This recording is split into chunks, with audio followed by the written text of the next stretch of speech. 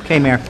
All right, Ms. Woolman, would you, I'm going to call the meeting to order. Welcome, ladies and gentlemen, to the Howell Township Council's public participation meeting of July 10th. It's approximately 7:30. Ms. Woolman, would you please do the opening statement? Let the minutes reflect that adequate notice of the holding of this public participation meeting of the Howell Township Council was provided for in the following manner. By the posting of a copy of said notice upon the bulletin board in the Township Municipal Building on January 1, 2007. By the faxing of a copy of said notice to the Asbury Park Press, Tri-Town News, and Star Ledger for publication on January 1, 2007. By the filing of a copy of said form of notice in the Township Clerk's office on January 1, 2007. The public will be allowed to attend and will be allowed to participate pursuant to the Open Public Meetings Law. The public is reminded that civility and decorum will be maintained during the meeting. Any contracts awarded at this meeting or between now and the next meeting will be required to comply with the requirements of Public Law 1975, Chapter 127. In accordance with the Fire Prevention Code, be advised that this facility is designed with 3 emergency exits for your safety. The locations are as follows. Upon exiting the meeting room to the rear, they are to immediate left and immediate right, and at the front of the meeting room at the left of the dais.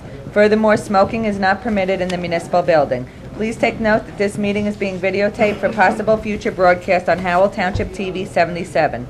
Roll call, Mrs. Dalton. Here. Mr. Howell. Here. Mrs. Showmaker. Mrs. Showmaker will not be here this evening. She is on vacation. Mr. Walsh.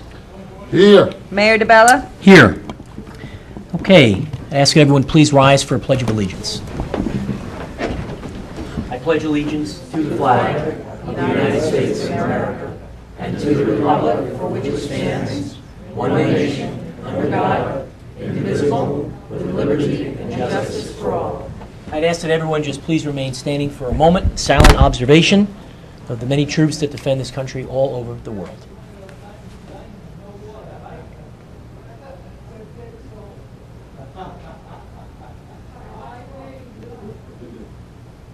Thank you. Okay, I'm going to call the council's attention to our agenda. We do have some unfinished business. Thank you, gentlemen. We do have some unfinished business. For members of the public that are here with respect to the budget, there are some additional purple copies in the front of the room if you're here for a continuation on that hearing.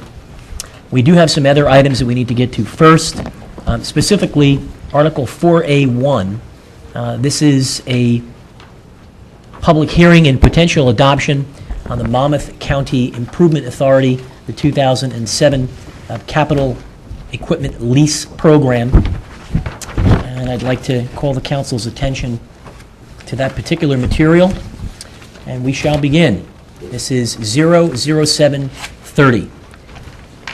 Accordingly, 00730, introduced and passed on first reading on 6/26/07 and published according to law, is now being taken upon for further consideration in a public hearing. Affidavit of the publication of this ordinance in the Asbury Park Press issue of June 30th, 2007 is submitted, and it is noted that a copy of the ordinance is posted on the bulletin board in the municipal building, and the copies are also available to the general public upon request. Ms. Woolman, would you please read the title of the ordinance? Ordinance authorizing the guarantee by the Township of Howell, New Jersey, of payment of principal and interest on the Capital Equipment Lease Revenue Bond, Series 2007 Howell Project of the Monmouth County Improvement Authority. Okay, at this time I'm going to open up to the meeting to members of the general public. Anyone who may have a comment, question with respect to this particular ordinance, please come forward for the public hearing.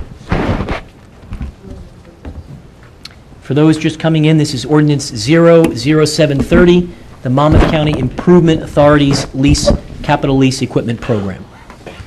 Anyone from the public? Okay, seeing no one, we're going to close the public hearing on this particular ordinance. I'd ask that a member of the council please proceed. Sure, I have it right here.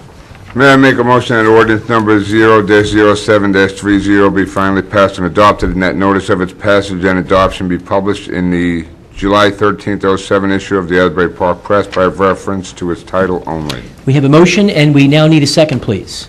Second. A motion and a second. Under remarks, any comments? Any comments or remarks from the council? Okay, hearing none, we're going to close discussion. Roll call, please. Mrs. Dalton? Yes. Mr. Howell? Yes. Mr. Walsh? Yes. Mayor DeBella? Yes. Next up, with respect to new business, we have resolutions. Article 5A1. we have up this evening potential authorization of a contract for professional land surveying services in preparation of a Green Acres survey. Okay. Block 130, lots 6, 11, 12, 65, 66, 67, 7001, 72, 100, 101, 102, 105, and 107, known as the Harms property, for a sum not to exceed $46,925. And we have, obviously, the appropriate backup information. Member of the council would like to make a motion in a second so we can have discussion. So moved, Mayor. We have a motion, we need a second. Second. Motion and a second. Under comments or remarks, Mr. Chinesky, would you like to briefly just overview Yes, this ma'am. for the benefit of the public? The Township is a participant in the Green Acres grant program for open space known as the Planning Incentive Grant Program. Under this program, we've purchased had assistance in purchasing a number of properties. In the initial grant, there is a balance in what we've been awarded that we can apply to a portion of the Harms parcel. However, in order to do that, we need to do some due diligence work, some surveying work that Green Acres requires before they give us any funding. But the grant is in approximately $1 million. All right, any questions or comments from the council on this particular matter? Is this from a previous grant, Mr. Chinicki? It is part of a previous grant cycle from Green Acres, yes. From how long ago? Just, is it something we've applied for, or? You have to apply to be a member in the Planning Incentive Grant Program. We applied for it a number of years ago, and I forget exactly how much we've been funded. It helped in the acquisition of Bonham, Lake Louise, and Price property. Yeah, well, if you don't mind, Mr. Chinesky, I think Mr. Filiatro can give some of the history. I can also Yeah, comment on it. to the best of my memory, it was about 4 or 5 years ago, was a total of $4.5 million worth of funding that went towards Price property to Bonham, and there is a balance left, and that's what we're applying for, to use the balance and, and get all the bang we can for our Green Acres money. Have we applied for other monies on the Harms property yet, Mr. Chinicki? The Planning Incentive Grant, once you're in the program, it's a standing grant. You inform them that you want to encumber land under their program, and once you inform them and the state legislature makes an appropriation, they divvy up among those communities that have been accepted into the Planning Incentive Grant Program. However, at this time, the state bonding, needs to be renewed, so there aren't resources left. So we haven't received money in a few years, new money, but my understanding is that the state will be initiating a campaign to raise more bonds next year. So right now, there's no more money available under that program? Correct. Is there monies available under other programs, Mr. Chinicki? There is the, not that I'm aware of, no. Mr. There's a Filiatro? county open space grant program, but we're using the opportunity to participate in that for more neighborhood-type parks. But we could, theoretically ask them to take that money and apply it towards Harms. For example, this year we received funding for the Freewood Acres Park. Mr. Filiatro, do you know if there's any other monies available to apply for? None that I know of, no. Okay, sir, thank you. Ms. Dalton or Mr. Howell, any questions or comments on this item? Mayor, if I could, Please. this contract wasn't just given to CME, they went out for a bid, they were the low bidder, is that correct?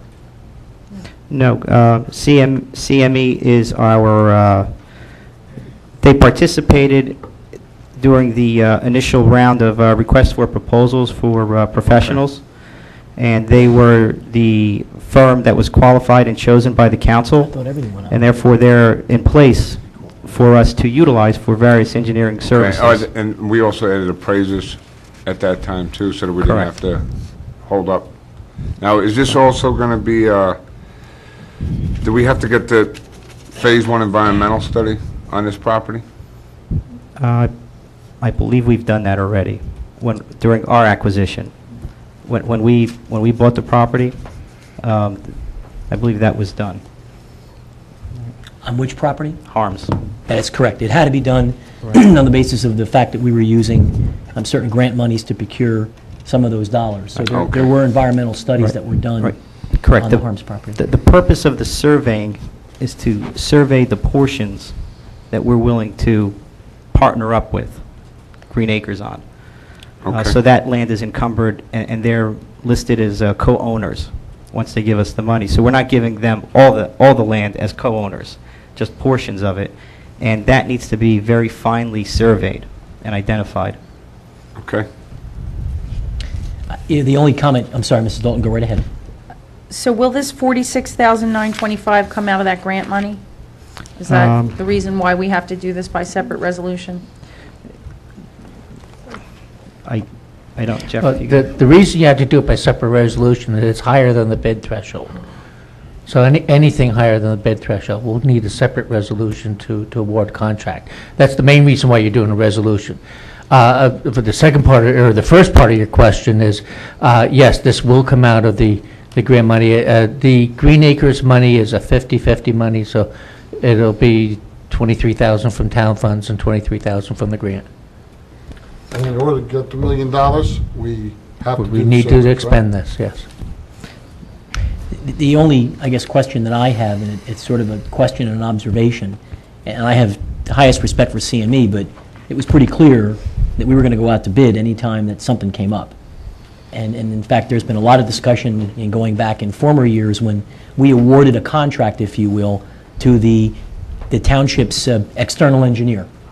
And they were the engineer for the year, but then there was concern if they were given other projects, because a quote might not have been bid. And that's what this sounds like.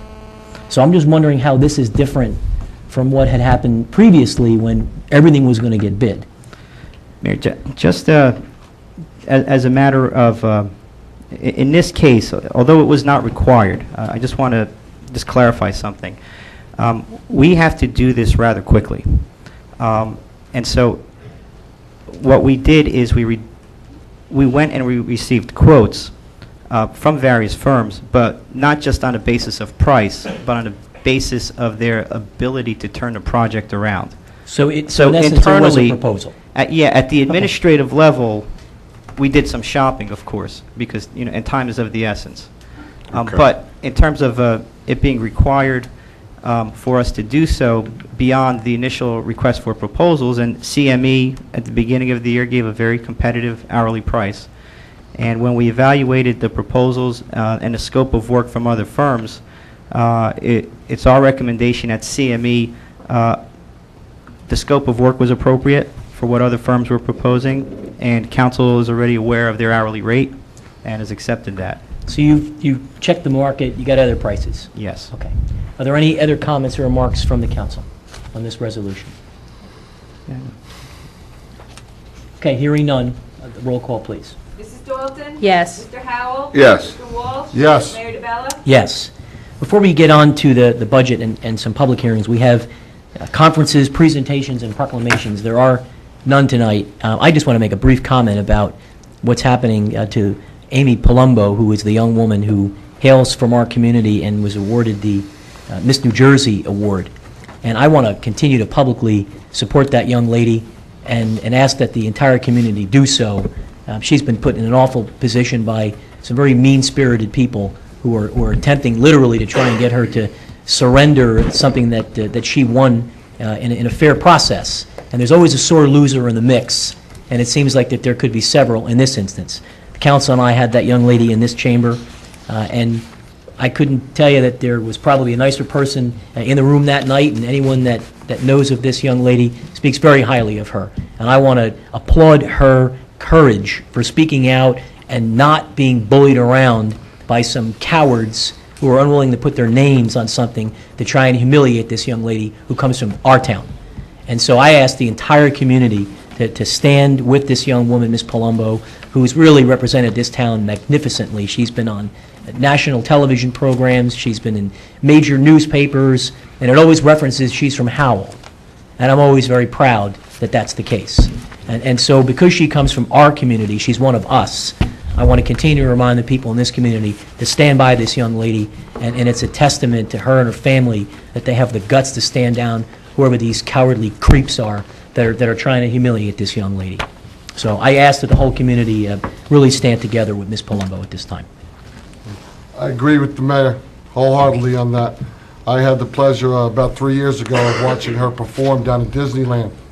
She was Ariel in The Little Mermaid, and we had brought a friend of the family with us who had known her for many years, from her sister going to school with her, and we sat down for about an hour, and I told my wife, one day you're going to say you talked to this person. When? And very talented, very bright, exceptional young woman, will be one of the leaders of this society for a long time to come. And I agree with the mayor. I know what it's like to have anonymous letters sent out trying to disparage my character, and they are cowards, okay? And makes no difference to me. I will fully support her, and have no problem saying that nothing good comes from somebody who doesn't have the courage to put their name on something that they believe in. God bless her. All right, we do have,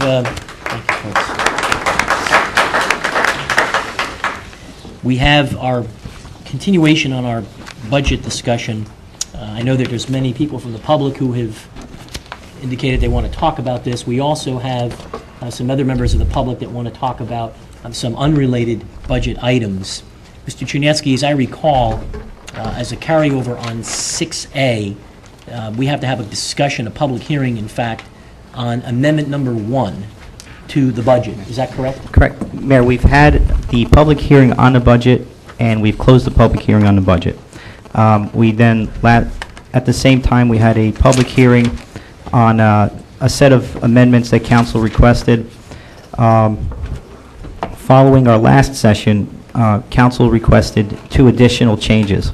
One was the restoration of funding to the Farmingdale Fire Department, a contribution, not fully funding them, apologize. And the other was a discussion around police overtime and a reduction of that line item by approximately $100,000. So a public hearing needs to be held on that second set of... If I may jump in. Please. By all means. Because of the size of the First Amendment that we introduced on the 26th of June was advertised, and we need to reread that resolution. We need a public hearing on that resolution only. Once that is done, and if it receives favorable action by council, we then have a separate resolution to introduce to reflect the changes council asked for last week. Those resolutions do not need, or that resolution does not need public hearing. It may be introduced and adopted tonight. Okay, So what we have to do here is, unfortunately, you have to listen to me read again. And I have to read this resolution Can't into do the that. record again. Can't do that. Sorry about that. And then we should have a public hearing on the First Amendment that we introduced on the 26th. For the benefit of the public and the council, the First Amendment was the reinstitution, if you will, of partial funding for the fire department? No. No, This was the 26th. This was the miscellaneous changes that we had made since introduction. Okay. Correction to the clerk's OE, search of making the finance OE actual for the Understood. review of the school budget. So all of the original changes, All the excluding original those from our changes. last meeting? Right. Okay. The state did ask for $60,000 to be moved out inside cap and $80,000 moved outside cap, and those changes are the ones that are reflected in the resolution that was advertised that we need to have a hearing on.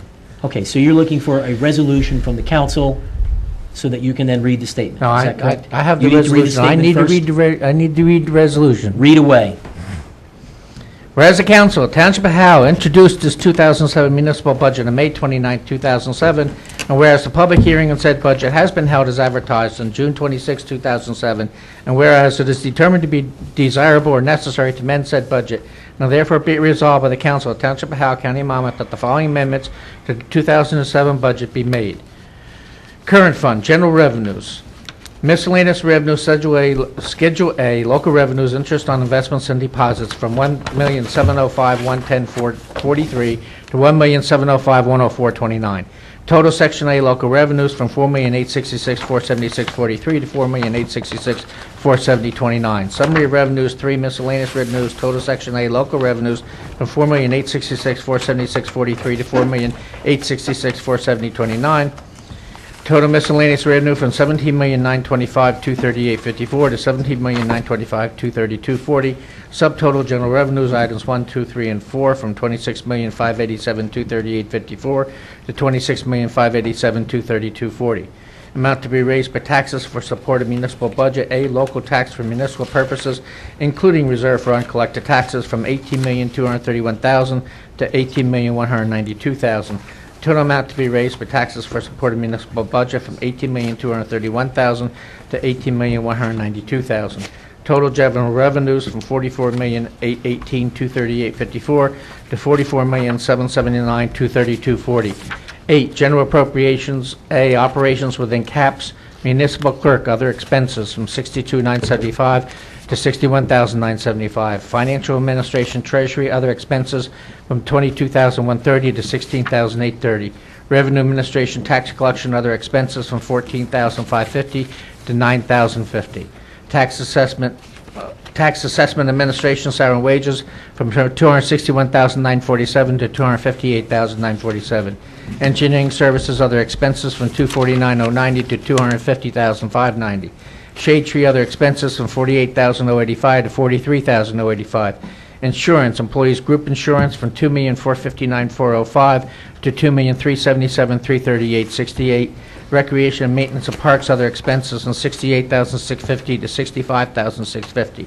Total operations, item 8A, within caps from $28,775,497.20 to $28,672,130.88. Total operations, including contingent within caps, from $28,800,497.20 to $28,697,130.88. Detail summary of wages from $19,236,121 to $19,233,121. Other expenses, including contingent, from $9,564,376.20 to $9,464,009.88. E. Deferred charges and statutory expenditures, municipal within cap, cash deficit, sewer, utility, from 0 to $60,220. Total deferred charges and statutory expenses, municipal within caps, from $1,656,128 to $1,716,348. H1, total general appropriation for municipal purposes within caps, from $30,456,625.20 to $30,413,478.88. A, operations excluded from caps, insurance, NJSA 48,445.00, employee group insurance, from 0 to $82,066.32.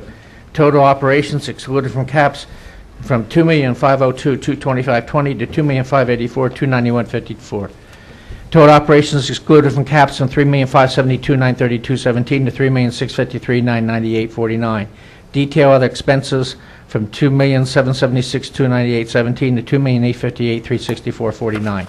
Deferred charges, municipal excluded from caps, cash deficit, sewer, utility, from $60,220 to 0. Total deferred charges, municipal excluded from caps, from $701,337 to $641,117. H2, total general appropriations for municipal purposes excluded from caps, from $8,992,662.17 to $9,014,508.49. O, total general appropriations excluded from caps, from $8,992,662.17 to $9,014,508.49. L, total general appropriations from $39,449,287.37 to $39,427,987.37. M, reserve for uncollected taxes, from $5,369,951.17 to $5,351,245.03. Total general appropriations from $44,818,238.54 to $44,779,232.40. Summary of appropriations, H1, total general appropriations for municipal purposes within caps, from $30,456,625.20 to $30,413,478.88. A, operations excluded from caps, other operations, from $2,502,225.20 to $2,584,291.52. Total operations excluded from caps on $3,571,932.17 and $3,653,998.49. E, total deferred charges excluded from caps from $701,337 to $641,117. M, reserve for uncollected taxes from $5,368,951.17 to $5,351,245.03. Total general appropriations from $44,818,238.54 to $44,779,232.40. Be it further resolved that two certified copies of this resolution be filed forthwith with the Office of the Director of the Division of Local Government Services for her certification to the local municipal budget so amended. Be it further resolved that this complete amendment in accordance with the provisions of NJSA 48-4-9 be published in the Asbury Park Press in the issue of June 29, 2007, and that said publication contain notice of public hearing on said amendment to be held at the municipal building on July 10, 2007, 7:30 p.m. prevailing time. There is no actual action or vote. Council took the action and vote on the 26th. It would now be appropriate to open this resolution up to public hearing. Okay, and just to try and make this as administratively pleasing to the members of the public who'd like to talk about the budget as possible, this is a technical issue that we're now going through. The budget has to be passed by what's called an ordinance, which is a local law. It requires us to have a hearing on that law. It has to be advertised, and then members of the public are given an opportunity to comment on it. When you make an amendment to a law, you have to go through that same process. So several meetings back, we made a variety of technical changes to the budget. This is not the final vote on the budget. This is to address certain amendments that needed to be made so that we can have a final vote on the budget. Did I articulate that correctly? Yes, Mayor, if I can... Go right ahead. If I just may add one or two more things. First, for the members of the public who are here, perhaps because they read in a newspaper that there was a hearing tonight, I would just like to be clear that we've had about 5 public sessions on the budget, numerous PowerPoint presentations, and we went through an executive summary at introduction regarding what was in the budget and why. And we had a public hearing on the budget itself already. So this is we're now getting into the amendments. But my concern was that members of the public would be here in response to what was in a newspaper today. So if there was any portion or aspect of the budget presentation that council was interested in me reviewing, or perhaps just reading a short overview from the budget message, I would be pleased to do so. But Mayor, that is obviously your initiative. Sure. Why don't we, let's have our public hearing on this, quite frankly, because if folks may have been confused about, was this the overall budget, is it a piece of the budget, is it an amendment on the budget, we'll certainly entertain anyone's questions with respect to the budget. So at this time, if anyone would like to come up and have a question, comment, make a statement on the budget, you're certainly welcome to do so. Just simply raise your hand and we'll acknowledge anyone one by one. Anyone on the budget? Okay. We'll close the public hearing with respect to amendment number 1. Okay. I'd ask a member of the council to, is there any particular nomenclature as we normally would read with respect to ordinances? Or is at this point, am I looking for a motion and a second? No, you adopted this last meeting. There is no further action you have to take other than the public hearing. We need to The take a final adoption will be done later when we get done with all the paperwork tonight. So we don't need to vote on accepting. You don't need to vote on accepting that. You have already voted on that. Understood. Okay. The second hearing, or the second item, does not require a public hearing. It's budget amendment number 2.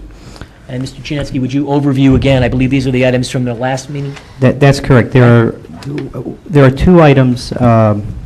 One dealing with restoring a grant that we give to the Farmingdale Fire Department, and the other has to do with a motion council made to reduce police overtime by approximately $100,000.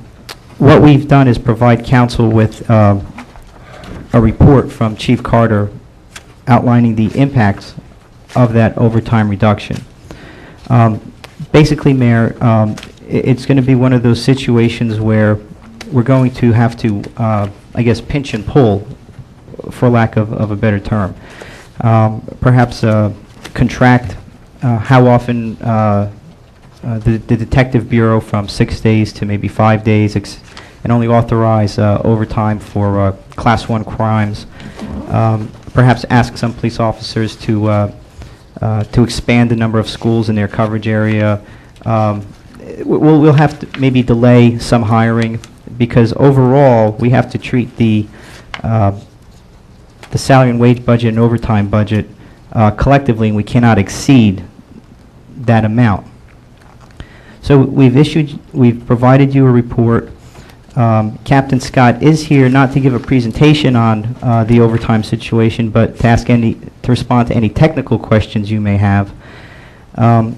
Again, I would be remiss in my responsibilities in not telling you that this is going to have an impact at some level on the availability of services in order for us to meet our statutory requirement of coming in under budget.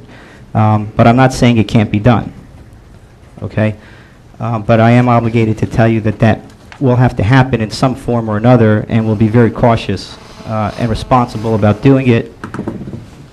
As we evaluate it further, we will obviously keep council informed, and at some points, we will come to council for a decision and some guidance in some areas that the chief has outlined.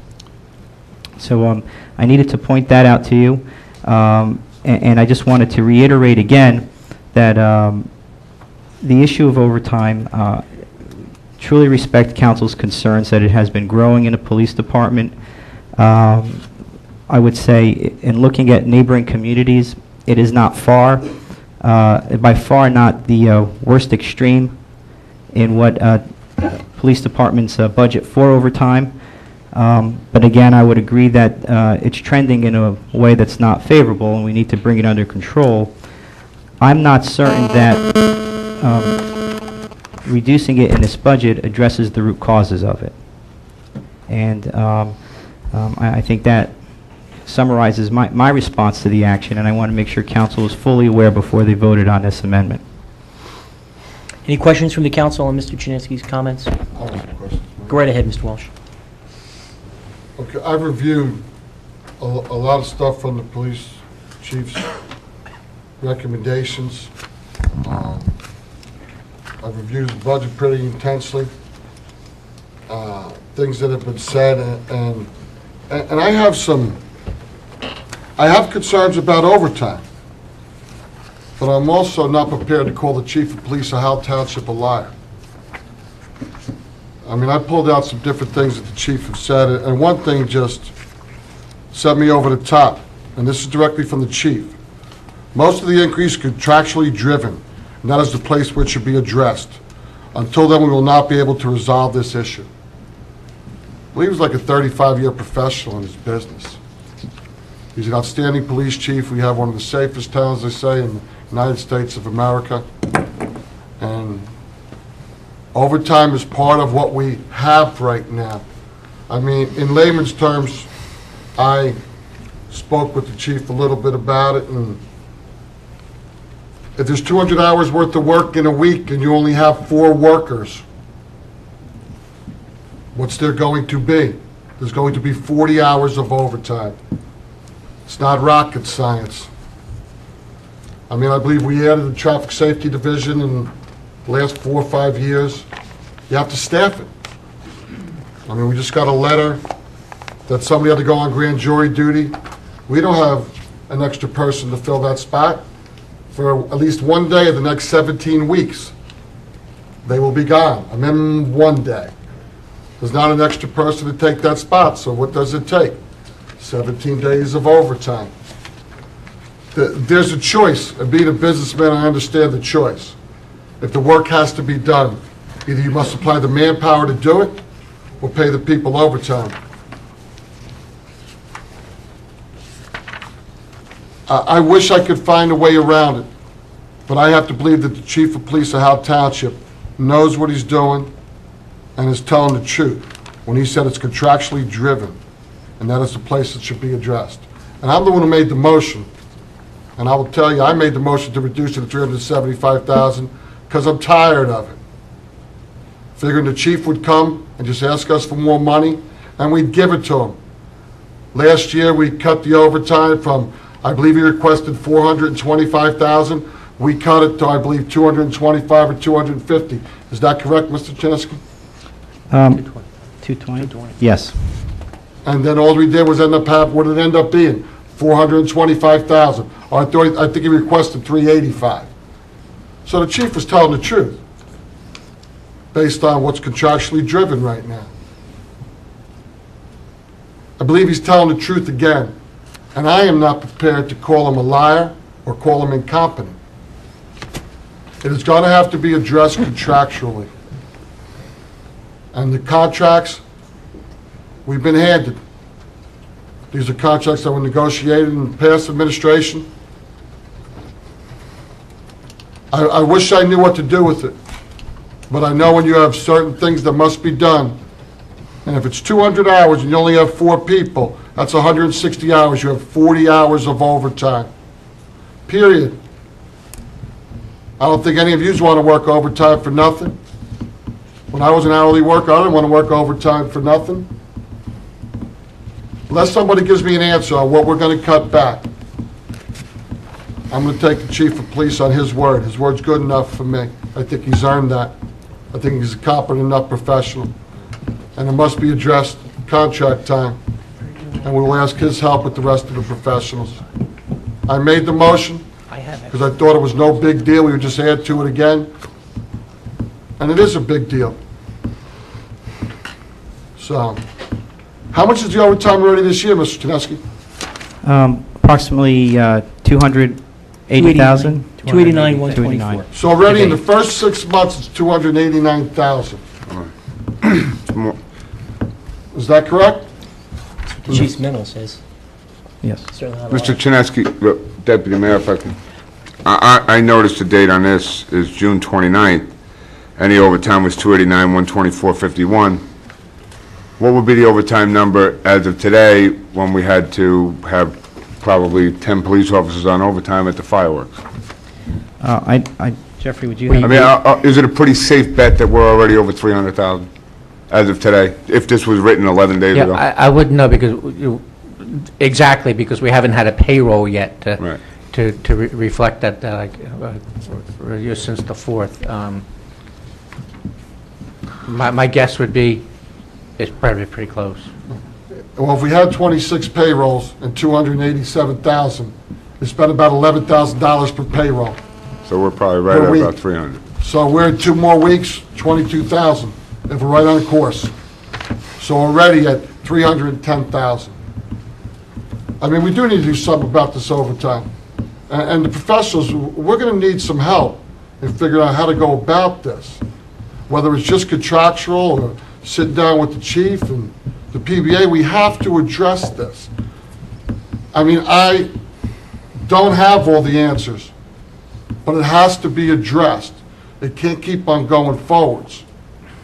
I mean, can we set up a meeting with the chief and the PBA to talk about this and see how it can be addressed appropriately so it doesn't keep escalating out of control? Can we do that? You can. It would, if a motion by the governing body would request that, we can certainly work on that. I do stand corrected. I did look up the figures as of today, which would include the last payroll. We were at $309,444.80 in overtime. What's that? What was that number? $309,444.80. So that would leave approximately 67,000 for the next 6 months? Correct. And in reality, that would work out to about 11 weeks, 6 weeks? Yeah. So at the end of August, We use overtime to meet what we've defined as some public safety standards. There's minimum staffing levels, that's a policy, and minimum manning levels. There's requirements for events. So we are not going to allow, we're going to work within the overall budget to make sure we meet the safety needs of the community. And if that means taking money out of the regular salary and wage account and applying it to overtime, then we're going to have to do that. But by reducing the overtime, we're making planning very difficult in other aspects of the budget. We will be delaying hiring, not only the additional officers we need, but the officers that we're short because of retirement or resignation or transferring to other departments. So we are going to have, we have an obligation to work within the budget. And we also have an obligation to do the best we can to meet the health and safety needs of the community within that budget. So the only purpose for this statement is, I don't want the public to think that we have no control, that we're running totally out of control in terms of administering the overtime. We are allowed to tap into, the salary, the overall salary and wage budget, but it's just not good management to do that. All right. And just looking at the memo that we got from the chief, I mean, we're going to be running into one of the things very shortly that is going to generate overtime, which I'm sure is near and dear to most of us, is having an officer stationed at this crossing for the Pop Warren Field, where that little boy was hit by a car, just a couple of years ago. We also have Howell Day, which they have to staff. Halloween. One thing that I read in the chief's memo here was, that a lot of these are governing body generated costs. Like we wanted to establish a traffic safety unit. Well, but we got to pay for it then. Somebody decided, according to this, on the governing body, that the detectives should work 6 days a week instead of 5. Well, then we got to pay for it. Who? I don't know. It says requesting the governing body to have the police department utilize detectives on a 6-day work schedule. I'm here 5 years. Never came up on my watch. So this must be going back a long time. And this sort of what gets me is, this is an issue that, I don't mean to interrupt Mr. Howell, I'll give you back the floor, but it's just, we're always going to fix it, and always never comes. And the taxpayers, they keep paying their bills, and always never comes. And I don't know when always is going to come, but I'm about out of patience about the people who pay the bills. Because they're the ones that, well, it is what it is, I'm really sorry, and, your taxes will keep going up. But I don't mean to interrupt, but I'm here 5 years, with the exception of Pop Warner. None of those were activities that I'm sure some council put them in place, but I don't know when. Well, I don't know when the traffic safety, I don't know when any of these were, Mayor, honestly, the traffic safety unit, I know that's something that, we've all, I said it from over on that side, and I've heard you say it, and every council member up here, as far back as I can remember, saying, look, we've got to do something to make the streets safer. I agree with you 100%. The one thing, and if you look at the last line, at letter H, mandatory township training such as the proper use of the fire extinguisher. I have to tell you, some of the things in here, I don't know if that's something that's required. if we're training somebody how to use a fire If it's extinguisher on required overtime. that they have to take those kind of classes. Obviously, we can't take them off the street for a 4-hour class on how to use a fire extinguisher. So we're going to have to pay them overtime to come in for that class. Or else we leave the streets empty. Plus, you have night duty that needs to come in during the day Correct. to have the training. It's bizarre. It's bizarre. And it's, I'm learning, and I learned firsthand a week ago, that people are devising new and insane ways to try to destroy each other. Somebody built a chlorine bomb and put it behind the Wawa on Newton's Corner Road last week. That's something they found on YouTube. Well, then we got to send out the police department there to try to figure out what the heck to do with this thing. After the kid from Wawa saw this container sitting on the ground and shook it and said, what's inside of this thing? So eliminating the school resource officers absolutely makes no sense to me, because we need to get hold of these people when they're younger to try to deter them from doing stupid things like that. And I cannot see telling the chief, hey, look, chief, without going crazy, you've already had to spend $309,000 on overtime, and we're going to give you $61,000 for the rest of the year. I can't see it. We have to staff the courtrooms now with fully sworn officers, which is a requirement from the county, but the county doesn't want to give you any money to do it. You know, it's like the board ed is always screaming, we have to do the No Child Left Behind, but nobody wants to pay us to do it. We have to do it ourselves. Well, until we can get somebody to pay for these things they're making us do, we're going to have to eat it. And I'll be honest with you, I don't want to see us taking any officers off the road. I don't want to see us, you know, having to eliminate these other things that I see. You know, I see the chief has already determined that the detective division will go back to a 5-day schedule instead of a 6, so that's going to help a little bit. But I sure want to see a guy out here crossing kids across Old Tavern Road. I surely want to see police officers at Howell Day. And I was really glad they were there at the fireworks, because from what I understand, people were getting angry about buses. And that could have turned into a nightmare if there weren't police officers there to get on the bus and say, hey, just calm down. We're going to get you back to your car. So I think we need to, I think we really need to listen to the chief, let the chief tell us what he needs, and find a way to get him what he needs. It's the chief's department. He's a smart individual, or he wouldn't be the chief. You know, I heard somebody make comment about the chief the other day that, you know, he rose through the ranks, self-educated. Captain Scott was there. Deputy Mayor was there. You know, he knows his job.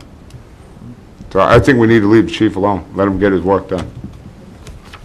Mrs. Dalton, you have any comments? How long was the 6-day work week been in place For the, for the detectives?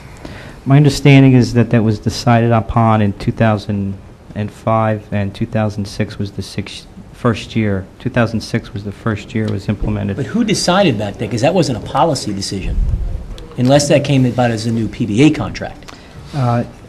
Because no one ever asked us for our permission to do that. Were they supposed to, or could that be done without the council's action? I think it can be done without the... It can be done without the council's I believe action. so. So this wasn't like the council said, implement that. I doubt it. I doubt it, too. Captain Scott might be able to shed some Well, light let's, on that. before we, well, hold on one second, Captain. Let's let Mrs. Dalton get through all of her questions or comments.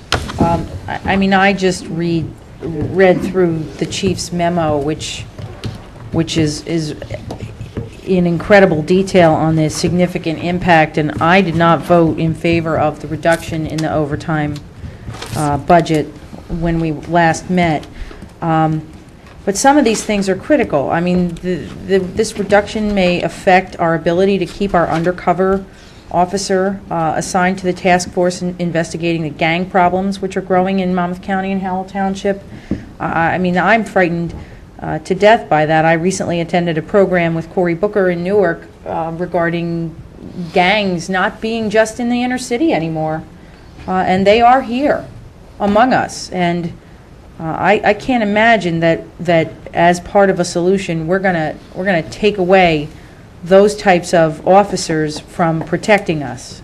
I just, you know, I don't think that any of the recommendations, with perhaps regard to only the detective work schedule,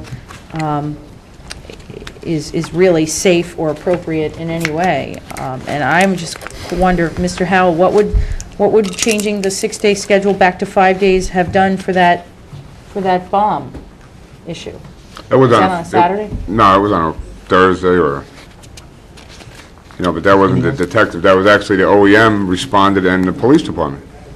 Captain Scott, did you want to be recognized, sir, to answer the question? I guess it was on the 6-day shift. I'd like to hear it. Come on up, sir.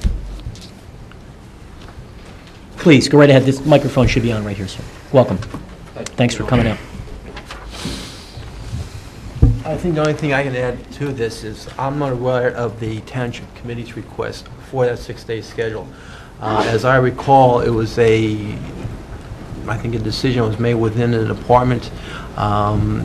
certain things for the detectives to be following up on. It made sense at the time to put them on to Saturdays as far as follow-ups, availability of people who are usually working during the week,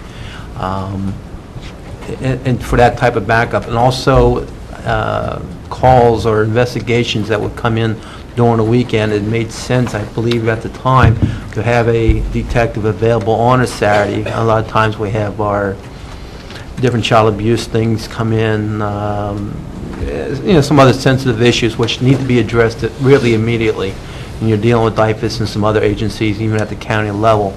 I think the idea at the time was a good idea, as a possibility of reducing the overtime at that time, and I believe that's the reason why that was set into place at that time. Okay, thank you, Captain. Appreciate your coming out. Any other questions from the council? I just have a couple of comments. This isn't about the chief.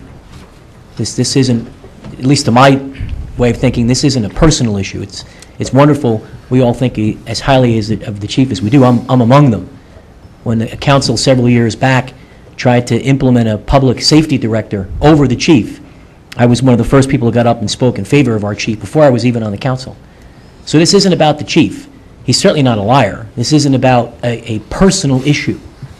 And that needs to be said, because it often comes back to, hey, let's give the chief what he needs. The chief's a great guy. You know who are great people? The people who pay the bills in this community. They're great people too, because they have to continue to pay the bills. And it isn't so easy for people to do it. And I don't unacknowledge that this isn't a tough decision. And it's good to know that the new people on the council see how difficult it is. It's not so easy to have to sit up here and have to decide who's going to get something and who's not. Who can you help and who can't you? It's not always as easy as it may seem. Not always as easy as it may read in some piece of material. Now is when the rubber hits the road and we got to make the tough decisions. And I don't unacknowledge this is not probably one of the toughest ones we have to deal with. But my concern is also for the safety and the public and the welfare of our citizens. But a part of that fiduciary obligation to protect their safety and their health and their welfare is to make sure they can afford to pay their mortgage, and to make sure they can afford to pay their taxes, and to make sure they can afford to put groceries on the table. And the seniors who are on fixed incomes, and the single parents, those are the people who we have to keep in mind as well.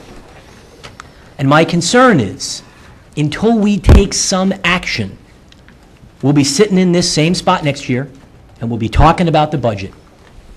And I continue to say, when it comes to this issue, I feel like we're reshuffling the deck chairs on the Titanic. It just continues to be what it is.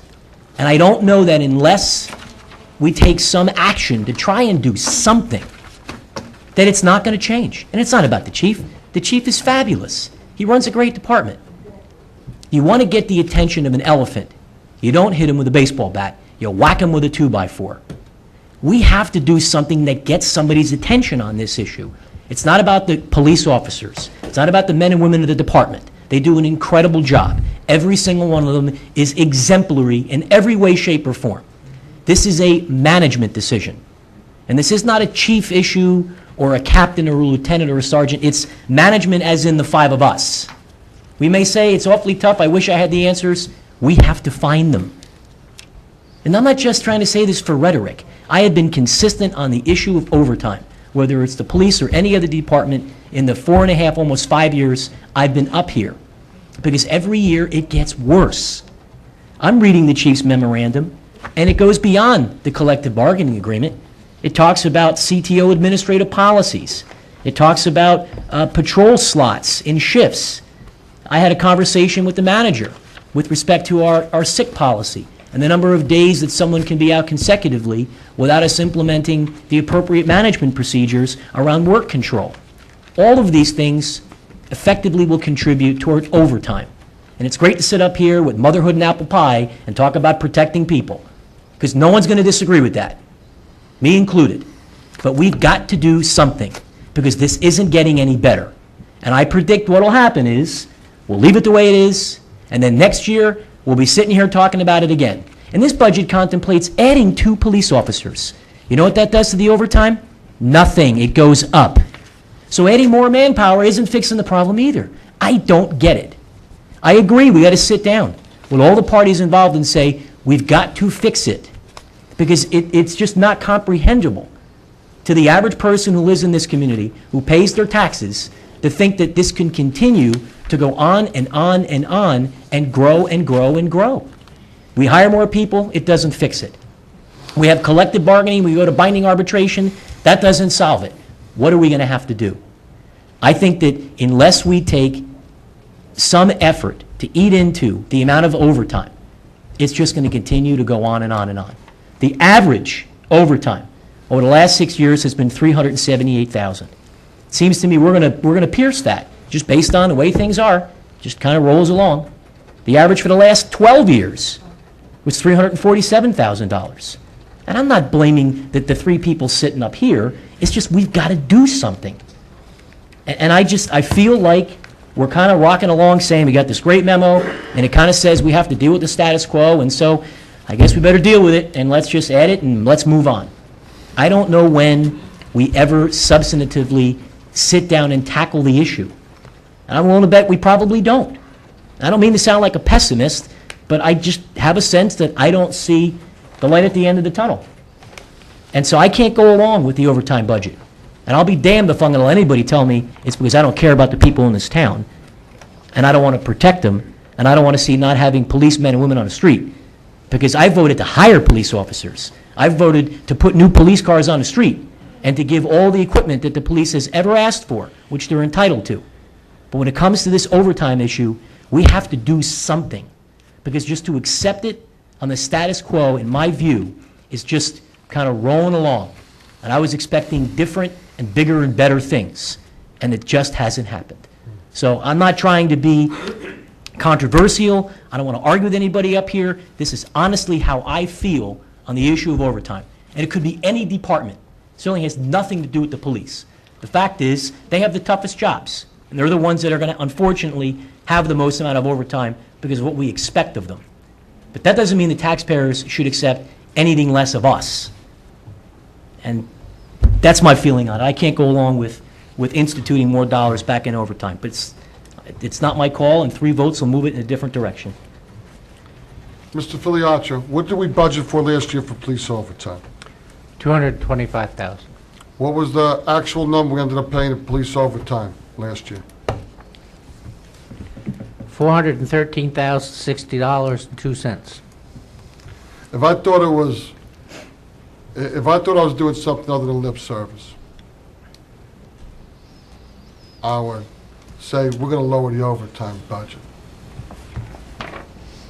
Now, unless the chief and the PBA took total advantage of all the people of Howell Township, which I do not believe they did, that number came about because of what was needed. And I know the mayor cares about the safety of the people of Howell Township. He does. And he has hired a couple police officers in the past. But it sounds he's doing the same thing, expected different results. If we don't add a couple police officers and a couple more to get them up to where they're fully staffed, it's just going to be more and more overtime. Somebody give me another way to reduce overtime other than having the staff to do it. And I'll be glad to try to put it in as a policy in Howell Township.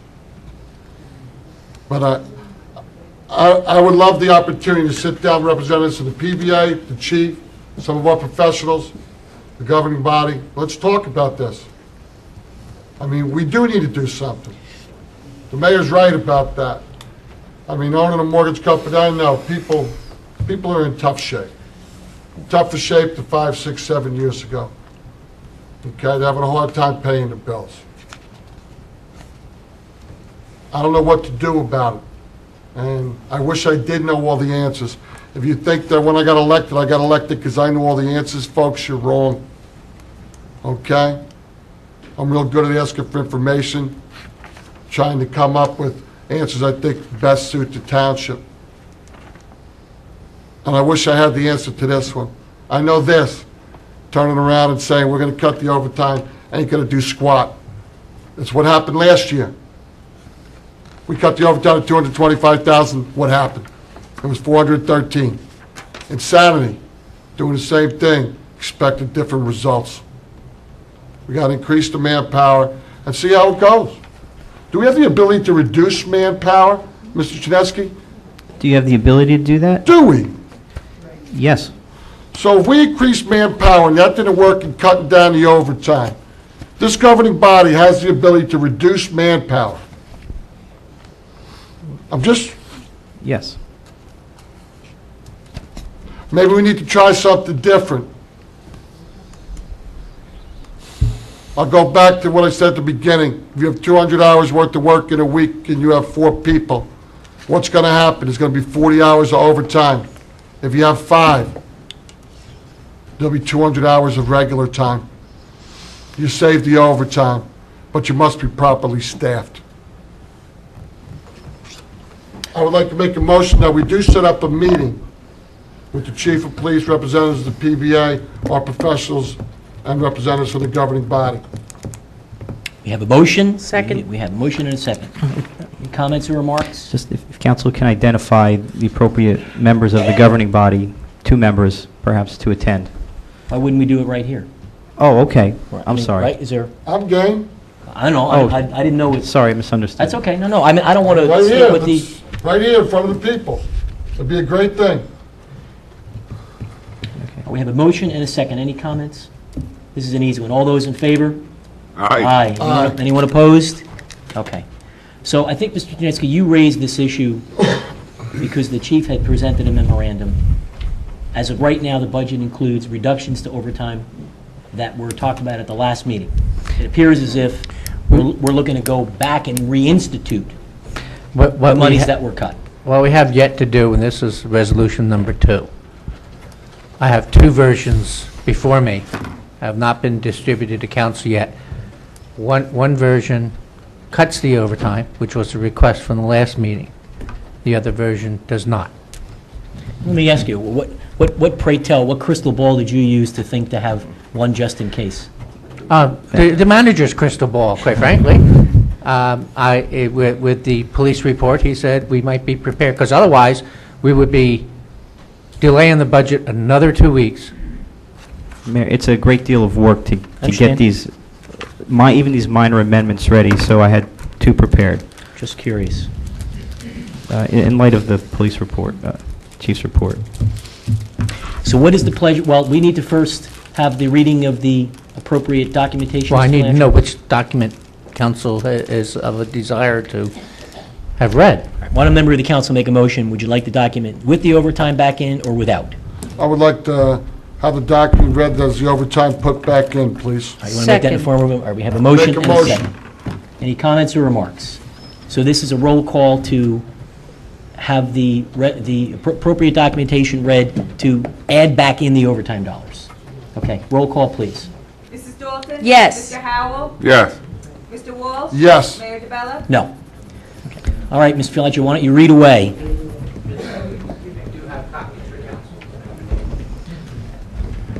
Okay, now, this is the one that also includes the fire department, The Farmingdale Fire Department. Farmingdale Fire Department.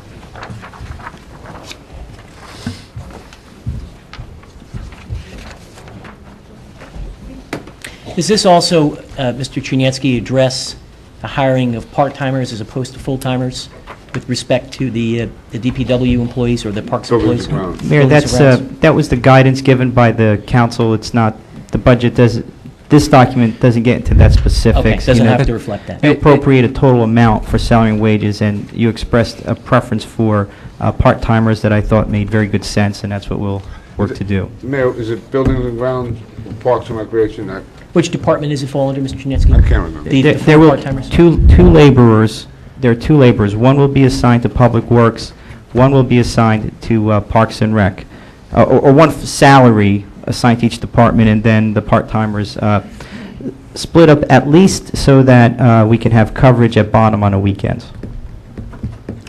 Okay, Can I ask a question? go right ahead, sir. Mr. Chinesky, I believe there were some laborers laid off a couple of years ago. Will they be offered the positions back? To help Mr. Chinesky while he's thinking, I do believe that if it's within a 2-year time frame, we must offer it back. However, in this case, if we're going to be hiring part-timers, that would not apply at that point. I understand, but we did, at the manager's request, say we'd like to have 4 part-timers hired, but if not, it was at his discretion to hire 2 full-timers. Is that correct, sir? Once the council authorizes a budget for a particular department and a salary and wage item in it, it's the manager's prerogative to use that in the most efficient way possible to meet the mission of that department. Okay, sir, thank you. Okay, Mr. Filiaccio, would you Okay. please proceed with the resolution? Whereas the council of the Township of Howell introduced its 2007 municipal budget on May 29, 2007, and whereas a public hearing said budget has been held and advertised on June 26, 2007, whereas amendment to the budget was introduced on June 26, 2007, and whereas the public hearing on said amendment has been held as advertised on July 10, 2007, and whereas it is determined to be desirable or necessary to further amend said budget, now therefore be it resolved by the Council of the Township of Howell, County of Monmouth, that the following additional amendments to the 2000 budget be made. General revenues, miscellaneous revenue, Section A, local revenues, interest on investments and deposits, $1,705,104.29 to $1,704,604.29. Total Section A, local revenues from $4,866,470.29 to $4,865,970.29. Summary of revenues, miscellaneous revenues, Section A, local revenues from $4,866,470.29 to $4,865,970.29. Total miscellaneous revenues from $17,925,232.40 to $17,924,732.40. Subtotal general revenues, items 1, 2, 3, and 4, from $26,587,232.40 to $26,586,732.40. Amount to be raised by taxes for support of municipal budget.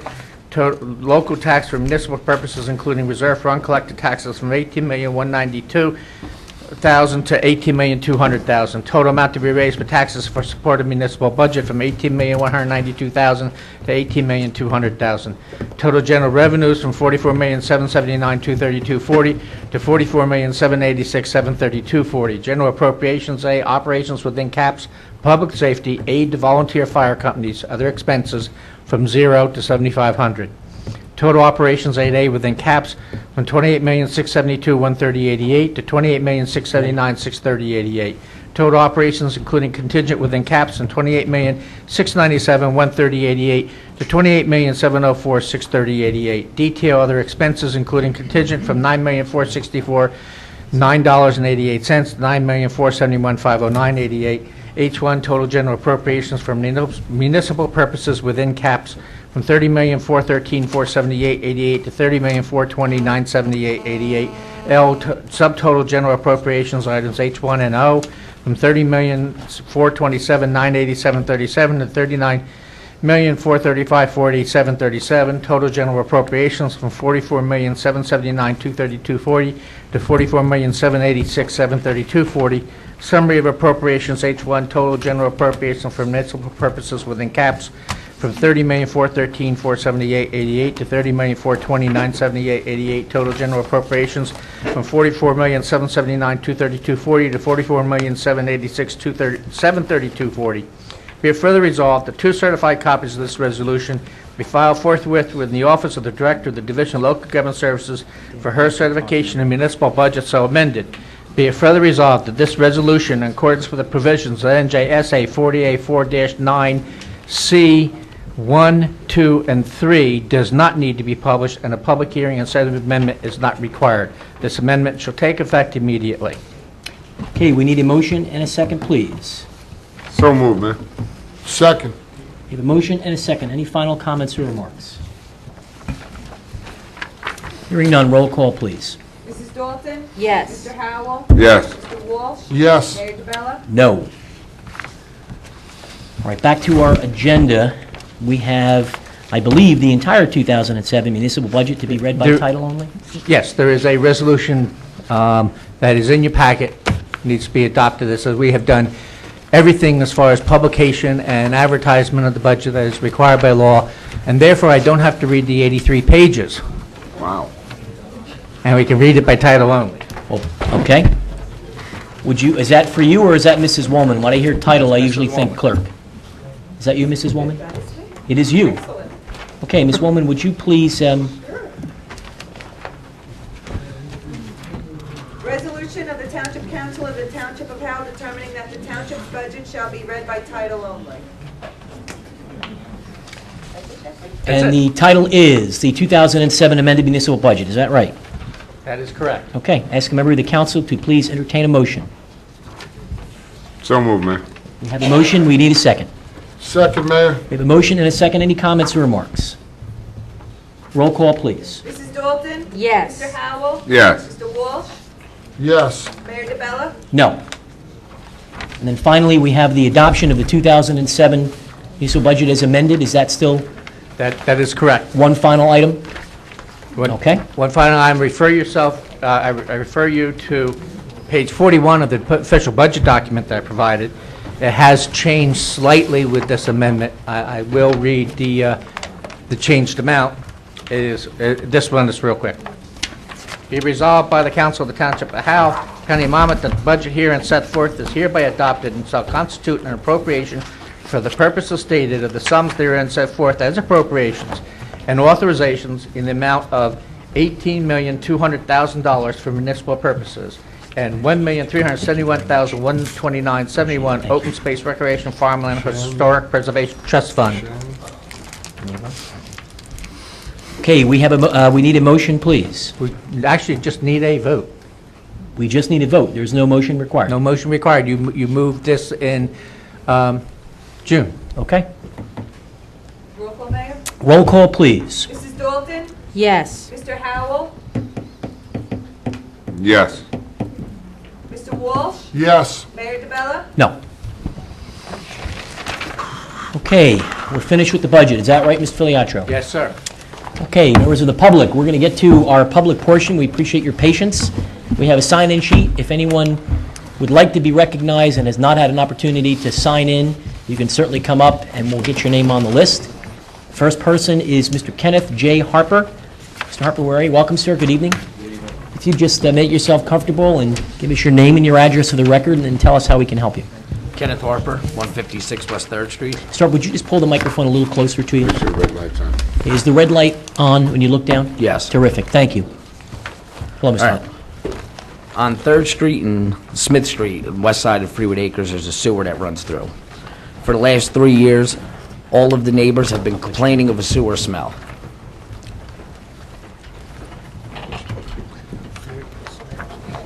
I'm sorry. Go right ahead, sir. Okay. All the neighbors have been complaining of a sewer smell on those 3 roads. They have made over 300 complaints to the health department. We have called the Howell Township Sewer Authority, Manasquan Sewer Authority. All they want to do is point fingers at each other.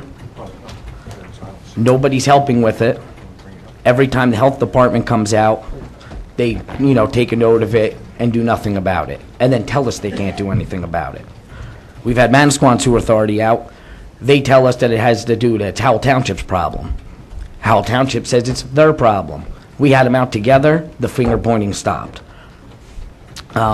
Their answer for the last 3 years has been, I have pictures of it here. Should I bring them up? Please. Please, come on up, yeah.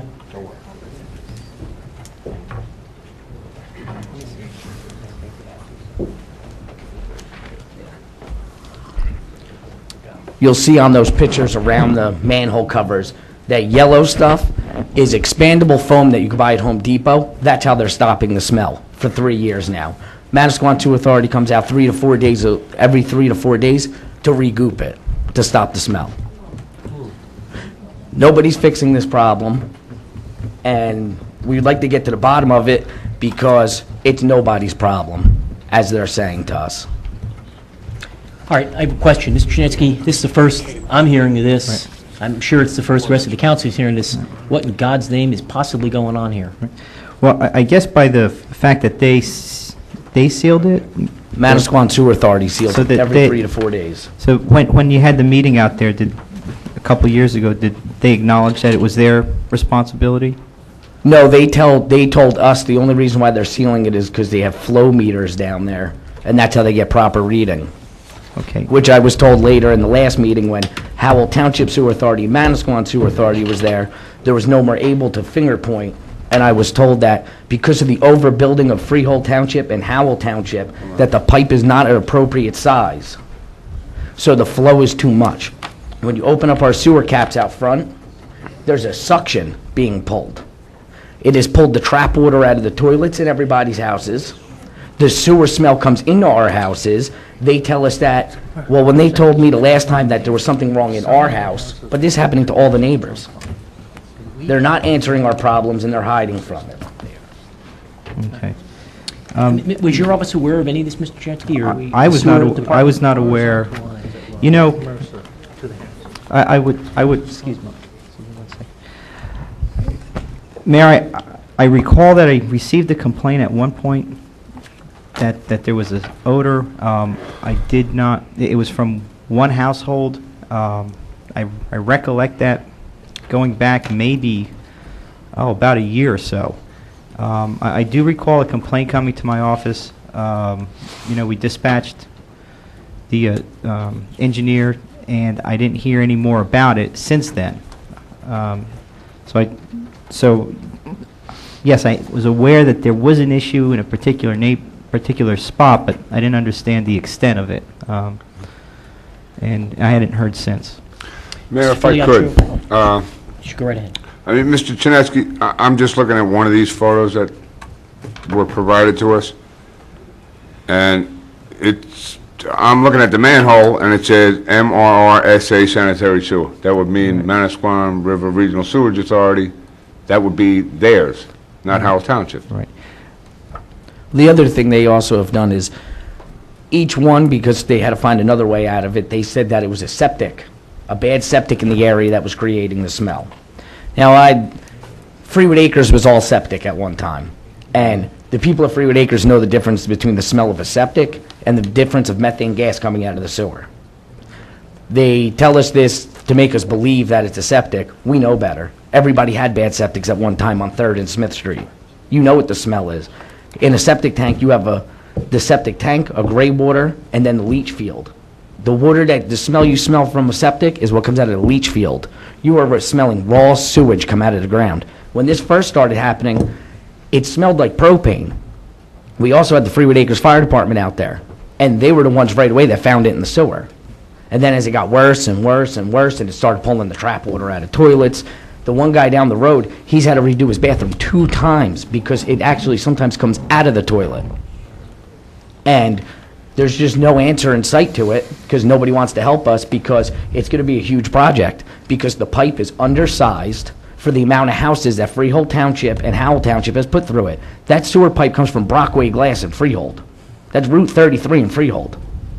Then it goes into Jackson. They relined that line 3 years ago. They had, without telling us anything, 12 o'clock at night, construction showed up and started going into our sewer lines. They were relining it, fiberglass line. What it is when they line, it's the pipe begins to crumble. So what they do is they fiberglass line it and it gets some time out of it. Well, there's a fiberglass machine that sits at the end of at the line, and it does the lining. Well, you have to watch it. Well, the guys decided to go out and get coffee. It clogged the line solid. One of the workers went down because he thought it would be smart to go down and use a chipping hammer in there to break it free, and some kind of explosion happened in the sewer, and he got sent to the hospital. And ever since they've been there to line that, we had problems.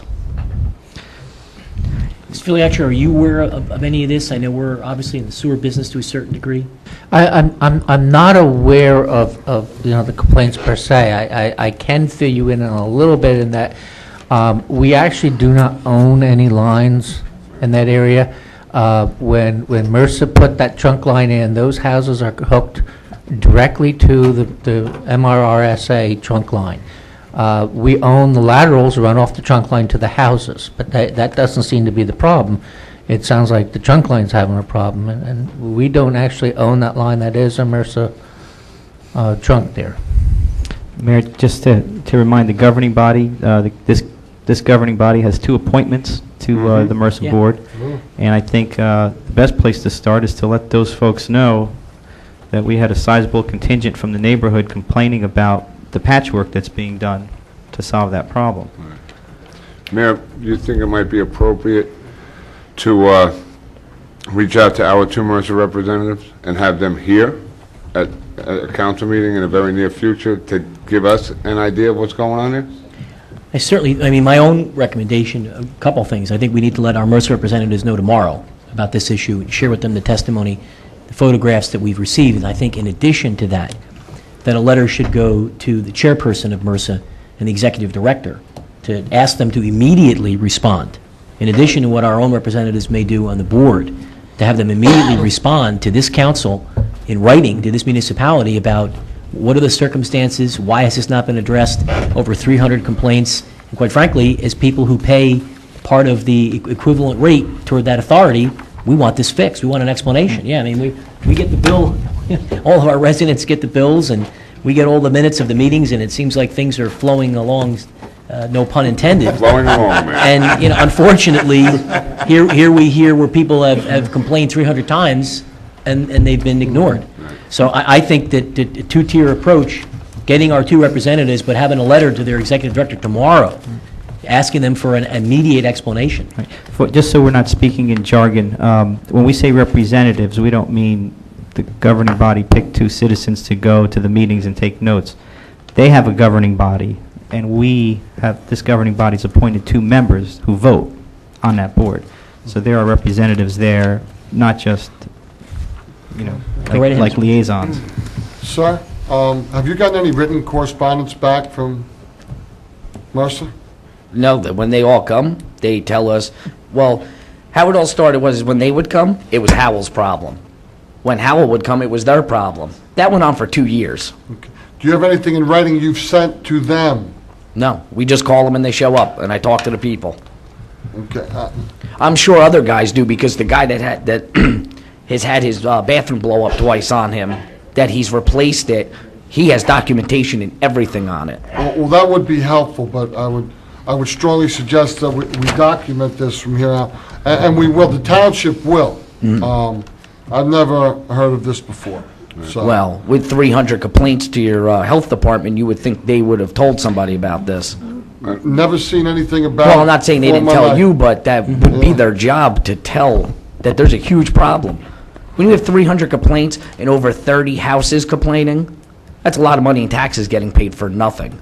I've been up here for 19, 20 months now. I wish one of you had come up here before. Well, we figured the health department would do something for us. And then Manasquan told us that they would do this and that they would do that. None of them done anything besides buy a $5 can of expandable foam and seal it up so it smells away for a day or two.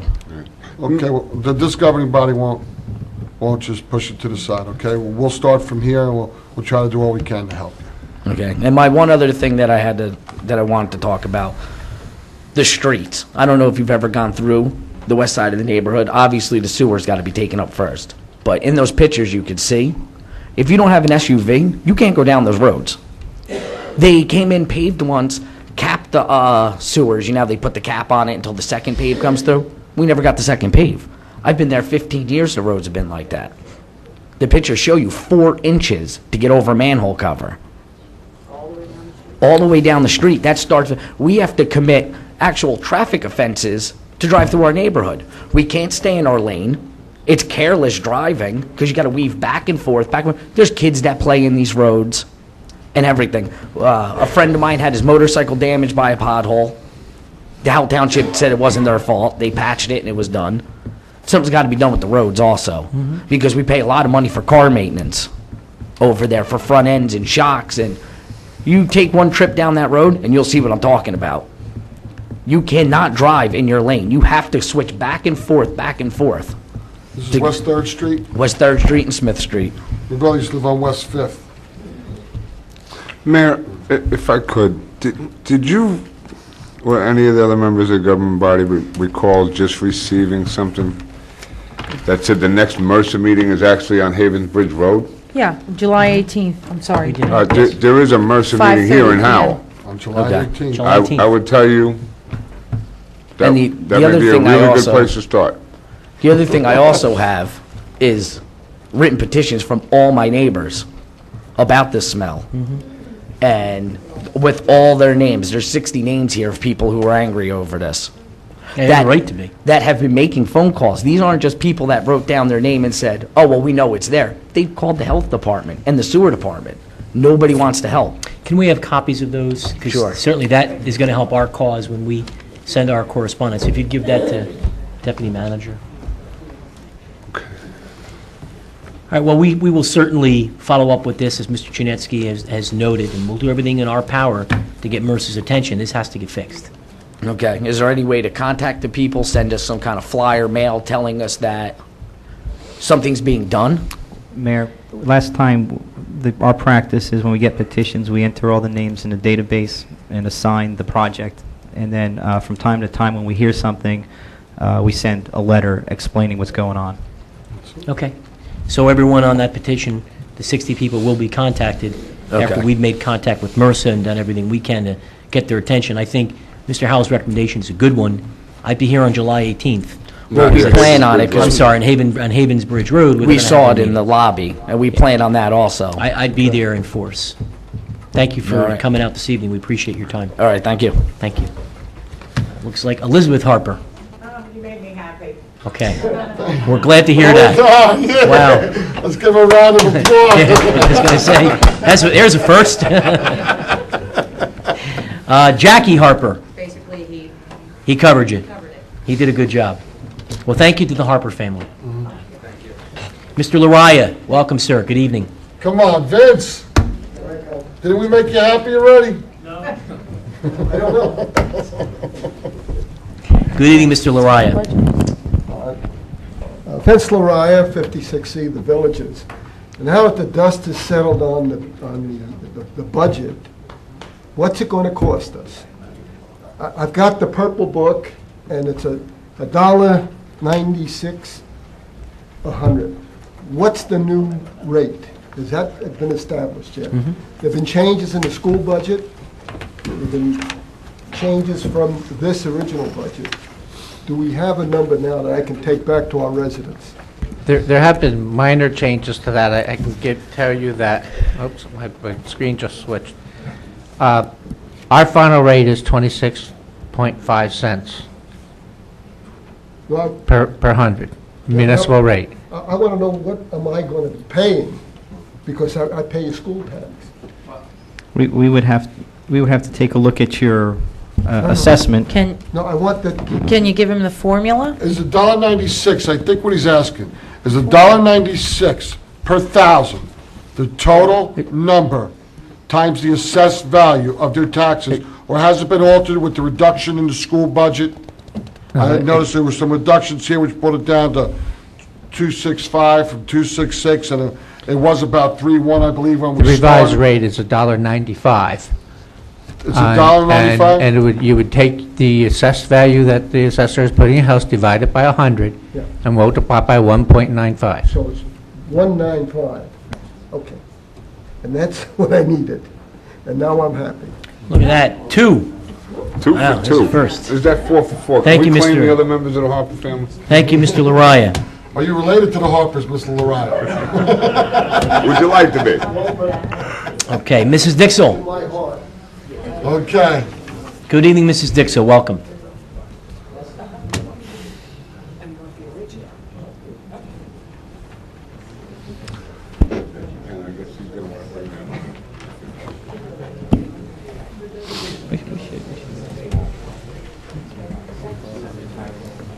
Good Hello, evening, Mrs. everybody. Barbara Dixell. Good evening, Barbara. Good evening, sir. Okay. Time I finish, none of you are going to be happy, but that's fine. Okay. Regarding the sewer thing, isn't it just possible that the Monmouth County Board of Health should have some kind of an obligation to tell the Township of Howell that we have a problem? Or that I mean, isn't it, maybe you people ought to reach out to Lester Jaworski or somebody from the Monmouth County Board of Health and read them the Riot Act, as well as Mercer or anybody else, that maybe they should have notified us a long time ago? Yeah. I agree with you. That riot act's going to be read tomorrow. Well, I hope so. I really hope so. Because we got some lady over there that's a Howell, some kind of inspector. Man, let her go out and look at it. I think it's a travesty that these people have to suffer like this. All right, Monmouth County Board of Health. As far as the police contracts go, I'm going to tell you, you really have $1 million. If you would have spent less money on Pop Warner and less money on the bottom track and less money on all these sports things and to put up that building and bonding, you could have paid your police overtime with a lot left over. We can't be penny wise and dollar foolish. We have to give the police what they need to protect us. They can't, that's just nothing's for sale, nothing. We just have to give them what they need to protect us. We can't, if you have a riot, or you have a disaster, or you have a building that's going to fall down and people are going to get killed, we can't say, we can't pay them overtime. They can't go and do it. People have to die. We can't do that.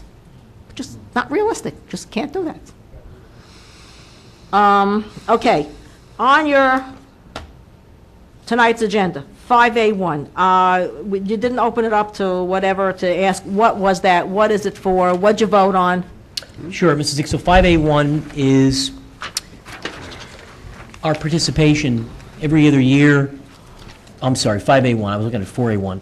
5A1 is a grant to allow us to go out and survey certain lots and blocks on the Harms property so that we can apply for additional grant monies by parceling out the Harms property, which has been our plan all along. To do what with?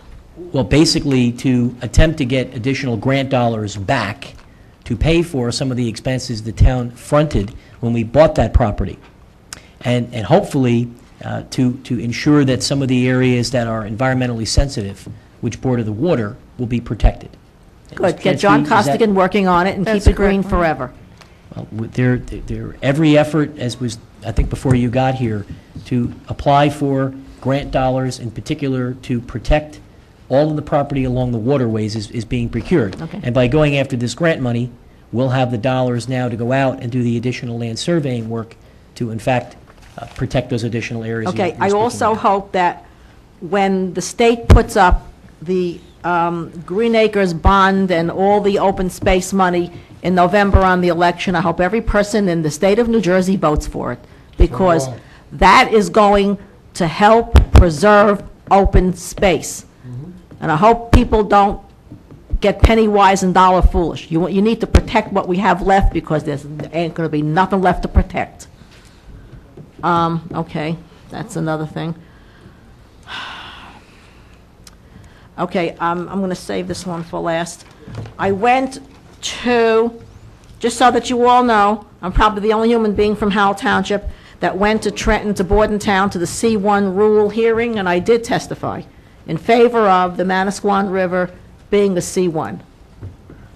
Sorry nobody else was there. They did have a public hearing. Not a lot of people from a lot of places came, but I was there, I did testify, and I brought all kinds of stuff with me that, yes, we need the Category 1 designation of the Manasquan River, its tributaries, the Long Brook and its tributaries from one end to the other, and because it hooks into the Mingamahone, the Mingamahone flows into the Manasquan, it all meets in the Long Brook. We don't save all this stuff, and we don't save the Long Brook, and we're not going to have anything left to save. So do what you can to send letters to whoever you can, because we need to have this. You need drinking water. Okay, that's another thing. The chamber, and I did get a lovely letter from Board of Freeholders thanking me for my devotion to protecting the Manasquan River. Lovely letter from them, which I did bring with me and gave it to the DEP. Okay. The chamber. Oh, and by the way, I'm going to give you this. Red Bank also amended their noise ordinance. You may want to look at this. Today's paper. Okay, I'm going to read now the, yeah, I guess so. Okay, the chamber. In the newspaper on Wednesday, July 4th, there was a small article, business group plans dinner with the mayor. The Howell Chamber of Commerce will hold a Meet the Mayor and Town Council dinner, 5:30 p.m., July 19th, at our house restaurant, 420 Adelphia Road. The council will give an update on how the community has grown in the last 5 years, where is it expected to be in 5 years, and how the growth will impact the local businesses. There will be a question and answer period. The cost will be $30 for members and $35 for non-members. Reservations can be made, whatever. Okay, seeing that, I got absolutely livid nuts, and I called Mr. Bongiovanni, 8:30 one morning, and I said, this can't be, this is not proper. As far as I'm concerned, and a lot of people here, the council, this governing body, was elected by the people, for the people, should be conducting the business for the people in open session. Under no conditions and nowhere should any of you meet with the chamber. If they want to meet, let them come in this chamber and meet the public. Let them come in here and meet every citizen of this town. Answer any question you want to answer, but do it in open public, not at a private meeting, and you may be violating the Sunshine Act. Well, Mr. Bongiovanni can comment on it. What I can tell you, Mrs. Dixell, is that that practice was started by Mayor Konopka in 1997, and every council, at least the ones that I've been on, have gone. It has been an informal meeting. There is no business that is taken by the mayor and council in any of the ones that I've been at. Quite frankly, my personal opinion, and council may disagree, the business people in this community are an important and integral fabric of Howell Township. Good, tell them to come And here. Let me finish. And many times they do come here. But it's not unreasonable, at least in my judgment, to have a good open relationship with the people who pay a very material component of the tax base, who create jobs, Right. and who, over a dinner meeting, may want to ask questions, may have comments. Some of them don't live in the town, but they have businesses here. And so this is just a friendly opportunity. Let me finish, Mrs. Dixell. This is just calm down. This is just a friendly opportunity for the governing body to have an open discussion, to hear feedback and information. In the 4 previous events that I had been at with the chamber, Mr. Walsh was at, I think, the one we had last year. Were you at? I was there. We were there together. I mean, former councils have been there. No one has ever taken any action. There's been no formal vote. There's been no substantive policy discussion. And I respect what you're suggesting. If it was a meeting where we were taking action and voting and deliberating on policy issues, you'd be exactly correct. But an informal meeting with the business leaders of our community, who represent a very important component of our township, quite frankly, I'm going to extend myself to them. And you know what? I personally had met with other organizations. People invite us to go to functions and meetings all the time. Well, you know what? And I don't think you can at times tell them, I'm sorry, you got to come here. So that's just my own perspective. Charging the Balance of public council- $30 or $35 to go meet with the Chamber of Commerce and to find out how your town's grown in the past 5 years, to me, has the appearance of unethical conduct. Well, the only thing I'll tell you, in final comment on this, that's the chamber. They have a regular business meeting. That's their business to have a business We have meeting. been asked to go there and speak to them. So they have a right to charge, to pay for the cost of the dinner.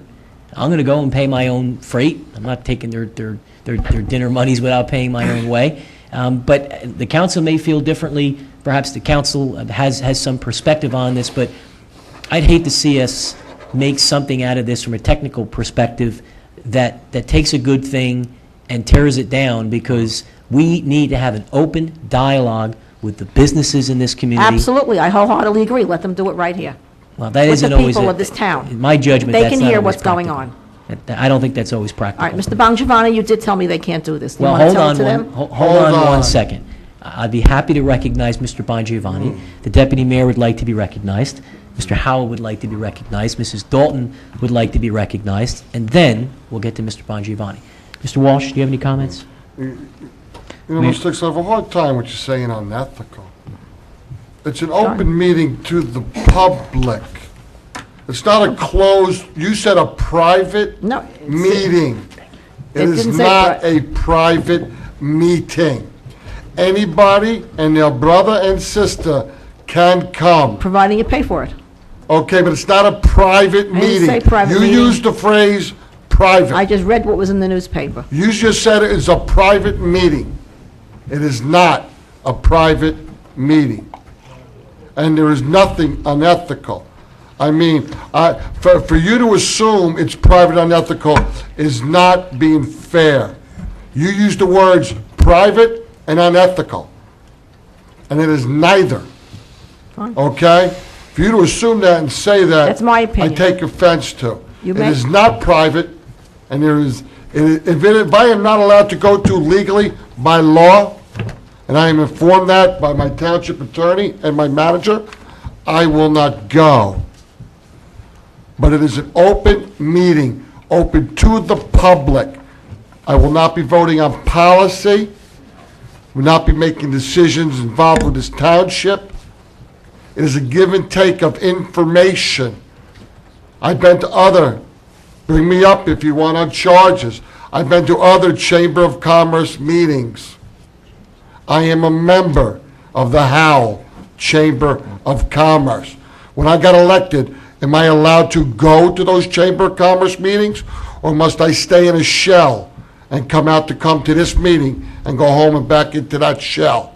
Sir, it just bothers me that it says the mayor and council will be there to discuss the growth of Howell in the past 5 years, where it's been and where it's expected to be. My opinion is, and I don't mean any disrespect to any of you, I just said, my opinion is that I feel that this should be an open meeting with the mayor and council in the chambers, right here. All right, well, we appreciate your comments. Mr. Howell, and then Mrs. Dalton, you'd like to direct? Barbara, Mayor, Ms. Dixell's had the floor for about 10 minutes now. Okay. Fine. Barbara, I think this is something that's necessary. It's a way for the council to interact with the chamber. We don't get that opportunity often. I won't be at that meeting, but it's not because I don't think it's a good Well, idea. It's you because have- I'll be here at a planning board Planning meeting. board meeting, you have a planning board. That's why I won't be there, or I would be at that meeting. Mrs. Dalton, you wanted to be recognized? I mean, I just want to add, Mrs. Dixell, that I see it more as a, who are we, look at our faces, nice to meet you. I personally view that event far more as a social event than any type of setting direction. I mean, we're all professionals up here, and we've been elected, and we all know when crossing the line about discussion of public business in the inappropriate forum. Having said that, the 5 of us, or at least 4 of us, attended the Farmingdale Parade together. That was certainly not unethical. 5 of us attended Howell Night at the Blue Claws. That wasn't unethical. My father-in-law broke his ankle later on that night, but that's another story. Those are the types of events where, and very candidly, we've all got open-door policies. People don't want to pay the $35 to go to the chamber dinner. They don't have that obligation. They can reach out to us. They can come here, I just give us a think it call. stands to benefit the council and the governing body and the people of this township a heck of a lot better to have the chamber come. By all means, go to a chamber meeting, whatever, a business meeting, but, I would think that it would benefit the council and the chamber and the township if the chamber and everybody wants to discuss where we've been in 5 years, where we're going with the next 5 years, how the growth will impact local businesses. I really would think that would be something really interesting for the people of this township to see publicly, right here in these chambers. Okay, thank you, Mrs. Dixell. And my final thing is, I'm very sorry I had to read in the newspaper, Mr. Chinesky, that you're leaving us. I want to tell you, it's been an absolute pleasure working with you. You've been a gift to this town, and boy, am I sorry. We're going to have a major loss. Oh, thank you. You are really a gift to this town, and your professionalism is above and beyond. Thank you very, very much. Thank you, Mrs. Dixell. Mr. O'Brien. You still here, Mr. O'Brien? Come on up, sir.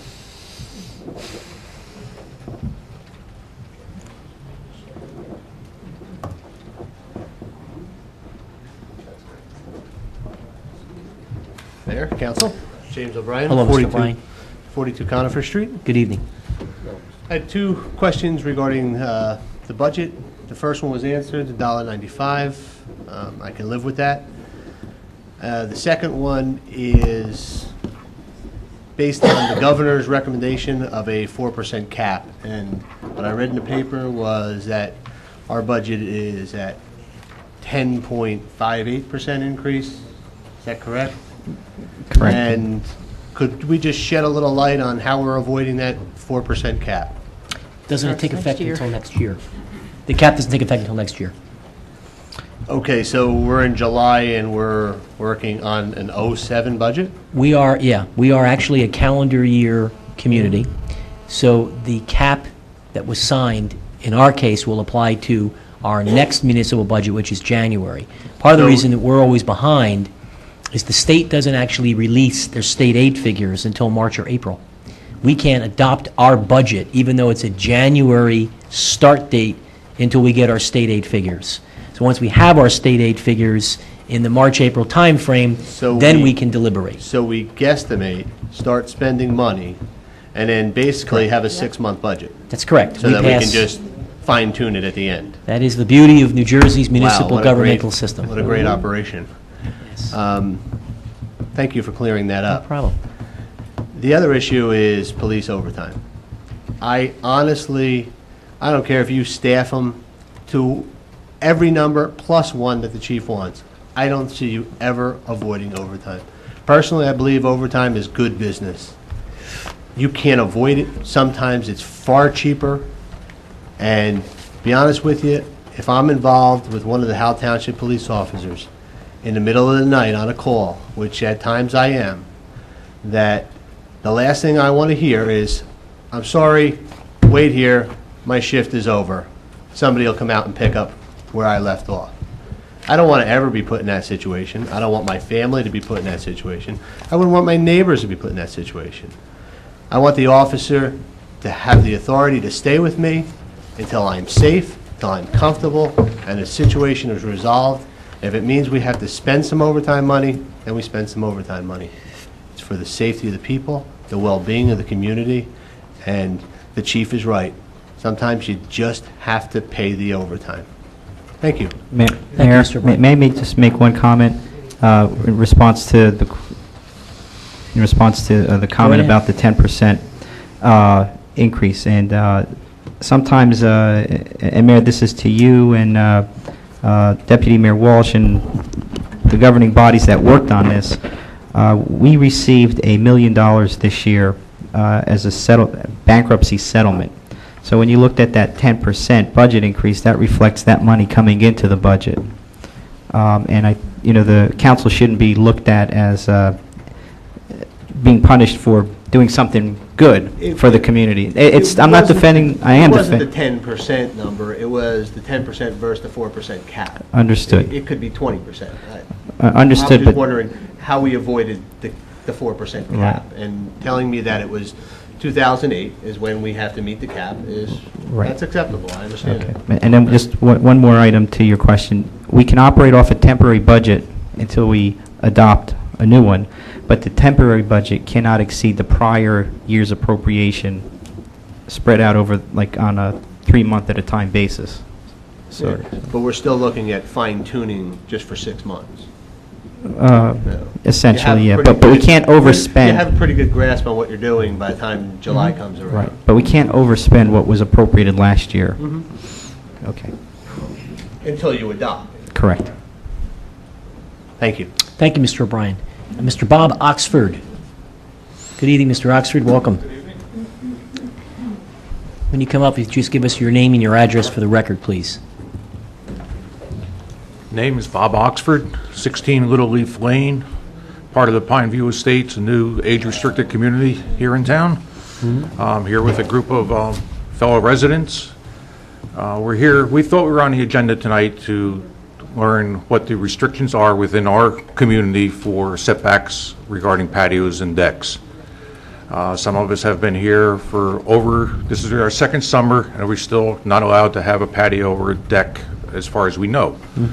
And we're trying to find this information out. Some have gone ahead and put the patios in, and now we don't know if we're compliant or not compliant. And we're trying to get some resolution or get the findings expedited somewhat. Mr. Chesky, when was this scheduled to be on? This is on for adoption and public hearing next Tuesday.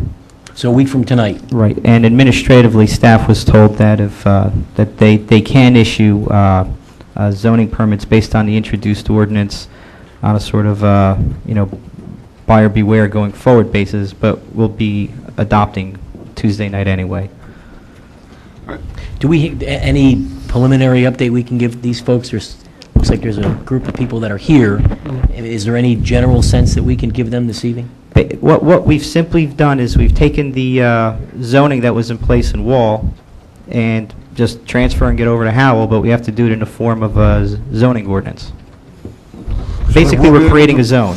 Do we know the restrictions are? It will be the same that were in place in Wall. I think these are all new folks, Yeah, probably I'm sorry. to Wall Township as well, so whatever they, Okay, I can't recite them off the top of my head, but they are online from our last council meeting, and if you don't have them, I would be happy to make sure my secretary gets them to you tomorrow, because Okay, there's a laundry list of them. Some may apply to you, some may not, dealing with, how far a shed needs to be set back off your neighbor's property line, Right. fencing, impervious coverages, things like that. But there's probably at least a dozen or 2 dozen of those. Okay, if you can send them requirements. to... Absolutely. I think we've, We have your name on that 16 list. Little Leaf Lane, we've got your number. Right. Are you the official representative or? For tonight. For this evening? Mayor, you know what we'll do? First thing in the morning, actually, what if we just drop off maybe 2 dozen copies at the sales office? Would At that the be trailer? okay? Would that be okay at the sales I sales think office? that would be more than enough. Okay. We're, Okay. roughly 45 homes of 177. All right. total.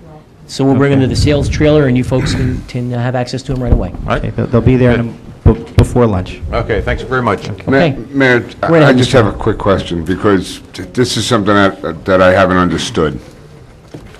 We aren't doing the inspections on those homes, correct? Wall Township's inspectors are doing the inspections? Under the construction code, yes. Construction code inspections. Right, but when one of these folks orders a house and the builder builds it, Yeah. the Wall Township inspectors are going in and doing all of their subcode inspections? Yes, sir. Are we sure that there were COs? Yes, Or sir. do we then go and send our inspector in to do a CO because Wall doesn't require a CO?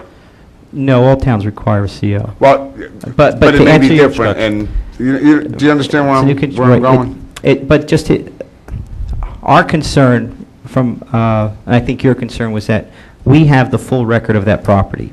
What was approved, what wasn't approved under Uniform Construction Code, the as-built, all that stuff, and we've made arrangements with the Wall to get copies of those files as they're issued their COs, and we're getting those now. Oh, okay. Yeah, 'cause what I don't want to see these poor folks go through now is they go put a deck up and, hey, look, you got to shave 2 feet off the back of your deck. Right. So, Right, okay. and, we have no decks at this point, but we do have patios installed. And, the contractor told us permits weren't required to enlarge a patio in Howell, so we went ahead under that presumption. Well, we'll make sure that tomorrow you have all the appropriate regulations. Okay. Thank you very much. Thank you, Mr. Oxford. Nathan Suchek. Suchin. Good evening, Mr. Suchin. Good evening. If you would just give us your name and address for the My record, name please. is Nathan Suchin. I live at 7 Inkberry Lane at Pineview Estates. I've been here about a year in my house. I do have a CO. Some of the other homeowners have been here almost 2 years, longer than I have been. We have an existing pad behind every patio door or door right now, but it can't be used, so we would have to extend it. Okay. I know this development has been built. It's been going on for the last few years, 5 or 6 years. I also can't understand, which is, I hate to bring it up, why Wall Township can give us an okay on the inside of the house. They inspected, and suddenly Howell Township has authority outside. I can't understand why one township cannot do both, but I'm a layman about It this. was a and- long court, it was a long court case. Okay. And I'm not going to, okay. Okay? In my case, I would want to build a deck, because my property will not serve me any purpose to make my pad any larger. And it would also, if I would build a deck, it would make being that this is a senior citizen development, and by the time I hope to live here for quite a while in Howell, I'll be quite a few years older, and I have to make my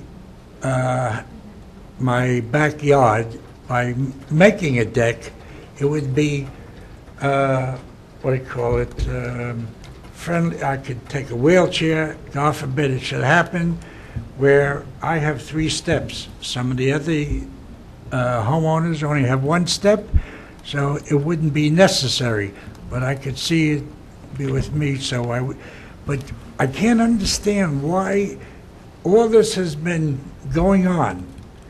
The houses have been approved, okay? That it has taken this many years, taken about 3 years, just to okay the size, what size, to make a pair or a deck, it doesn't really matter. Why would it take so long when you gave approval to build the houses? Okay. We didn't. You didn't. Yeah, just very, very briefly, this project was approved by Wall Township. Okay. This was a Wall Township Yeah, but we're project. paying taxes Recently, the property to was Howell annexed. Township. Very recently, last year. So right now, we're on the fence. Yeah, last year, the I don't know property which way to fall. was annexed. The property, well, we don't want you to fall at all. No, but that's, Last year, the property was annexed Also- by Howell, and so we're in a shared arrangement with Wall Township with respect to them completing some of the infrastructure improvements that had been started on their watch. And how about the And then water? having us finish some of the others. And what about the water? Isn't that Brick Township? The water being supplied to So that now, area we're is in being Wall. purchased. I'm a layman. I mean. Well, hold on. Well, let me give you a very, very, very brief synopsis. When this project was built, unfortunately, there was only one way in and one way out down some very narrow streets, as you all probably know. The residents who lived there raised some very significant safety concerns. The council made a decision to implement or build another access road to provide a way in, rather than have what was reported as hundreds of cars going down a street that might be as narrow as this dais, with cars parked on both sides. And so an access road was constructed. There was also an agreement that since the property was going to be serviced by Howell Fire Department, probably by Howell Police based on first response rate, and Howell Emergency Management from a first aid perspective, and because we were unhappy, if you will, with the way the process was handled by Wall, it was agreed that we would take and annex the property and begin to collect the taxes on the property, since Howell Township would be servicing all of the residents that live there anyway, because Wall lacked the ability to respond on a timely basis from a geographical perspective. There was also an agreement with respect to, since the project had started, what would happen from an approval perspective. We did not, this municipality, quite frankly, did not want to assume any of the liability around the approvals and the things that were approved by a different planning board, where our professionals were not involved and did not have the jurisdiction or the opportunity to review what had been approved. So we didn't want to take on any liability for the township by having to get involved in the construction and infrastructure improvements. So as a result of that, there was an agreement in terms of what we would complete and what they would complete. With respect to the water issue, much of the Ramtown community was serviced by a company called the Parkway Water Company. The Parkway Water Company experienced some problems with the wells that they were using with respect to city water, if you will, from a municipal consumption perspective, and they were unfortunately incapable of remediating the problem with the use of technology. They were under a DEP mandate to find a solution to remediate the water problem, and their solution was an approved one by the DEP, which was to buy water from another utility service, which happens to be the Bricktown Utility Authority. You happen to be in good hands. They have a brand-new water utility that has the capacity to provide just thousands and thousands of gallons in a state-of-the-art complex. And so water is being distributed from Brick, although it is a Parkway Water franchise, if you will. So that is how you came from a wall project becoming annexed by Howell Township, and because of a water quality situation, Mayor, being provided water from Brick. That's not really accurate. The service that's run into Pineview is strictly owned by Brick Township MUA. Oh, is that right That's there? not Parkway Water. Actually, Okay. they pay, in your development, you actually pay half on the water rates of the people whose houses you drive by to get into your. Is that right? Because they're Absolutely, directly because Brick MUA, that's where you send your money to. Right. So you're in their Brick MUA. distribution system. Okay. So you actually pay half of what I pay. So be happy. Send your money to Brick. I know, I feel bad. You have other people with much greater problems than what we have, but, you know, we will be putting money into the hiring carpenters, hiring masons, which bring business into the township. You know, and now the way you're explaining to me that it was Wall Township, but it's taken so long. I mean, you know. The wheels of government have two speeds, slow and stop. Right. And we're as frustrated as you are, but we'll make sure the trailer has the code and the regulations tomorrow, and hopefully things will start moving. That's all I could ask for. Thank you for coming out. Thank you. Have a good night. Yes, it is, next week's agenda. Mrs. Smith and then Mr. Curry. Come on up, Mrs. Smith. And Mrs. Solly, after Mr. Curry.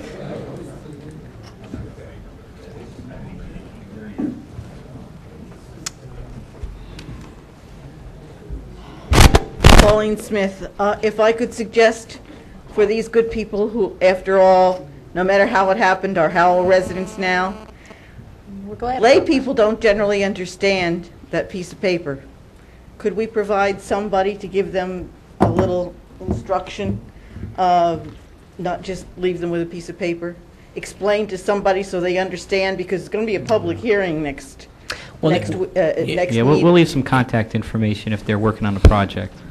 And certainly next week, since there'll be a public hearing, we'll be able to answer any questions anyone has. They'll have had it for about a week, and after they go through it, we can walk them through it line by line when they come here, and that'll certainly be an opportunity for us to address that. It's also, though, it's been my experience that you have to know that you need to ask the question. If you're totally unfamiliar with something, and if you're not a professional or haven't been doing this for a while, they'll need some help, I think. Just a couple of quick things. Go right ahead, Mrs. Smith. On, as far as the MRSA situation, I was out of the room, and I understand you're going to contact our representatives and send a letter and all that.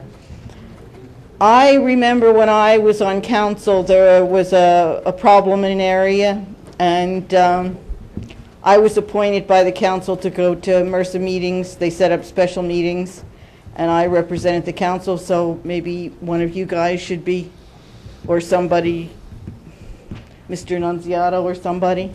I think Mr. Walsh would love to volunteer.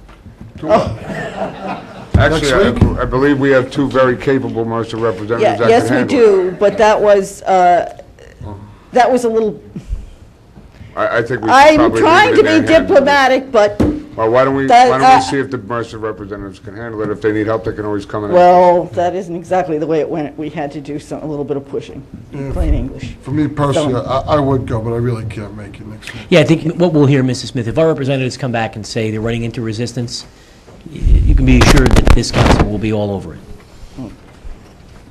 Whatever. I'm just letting you know what happened way back when, 12 years ago.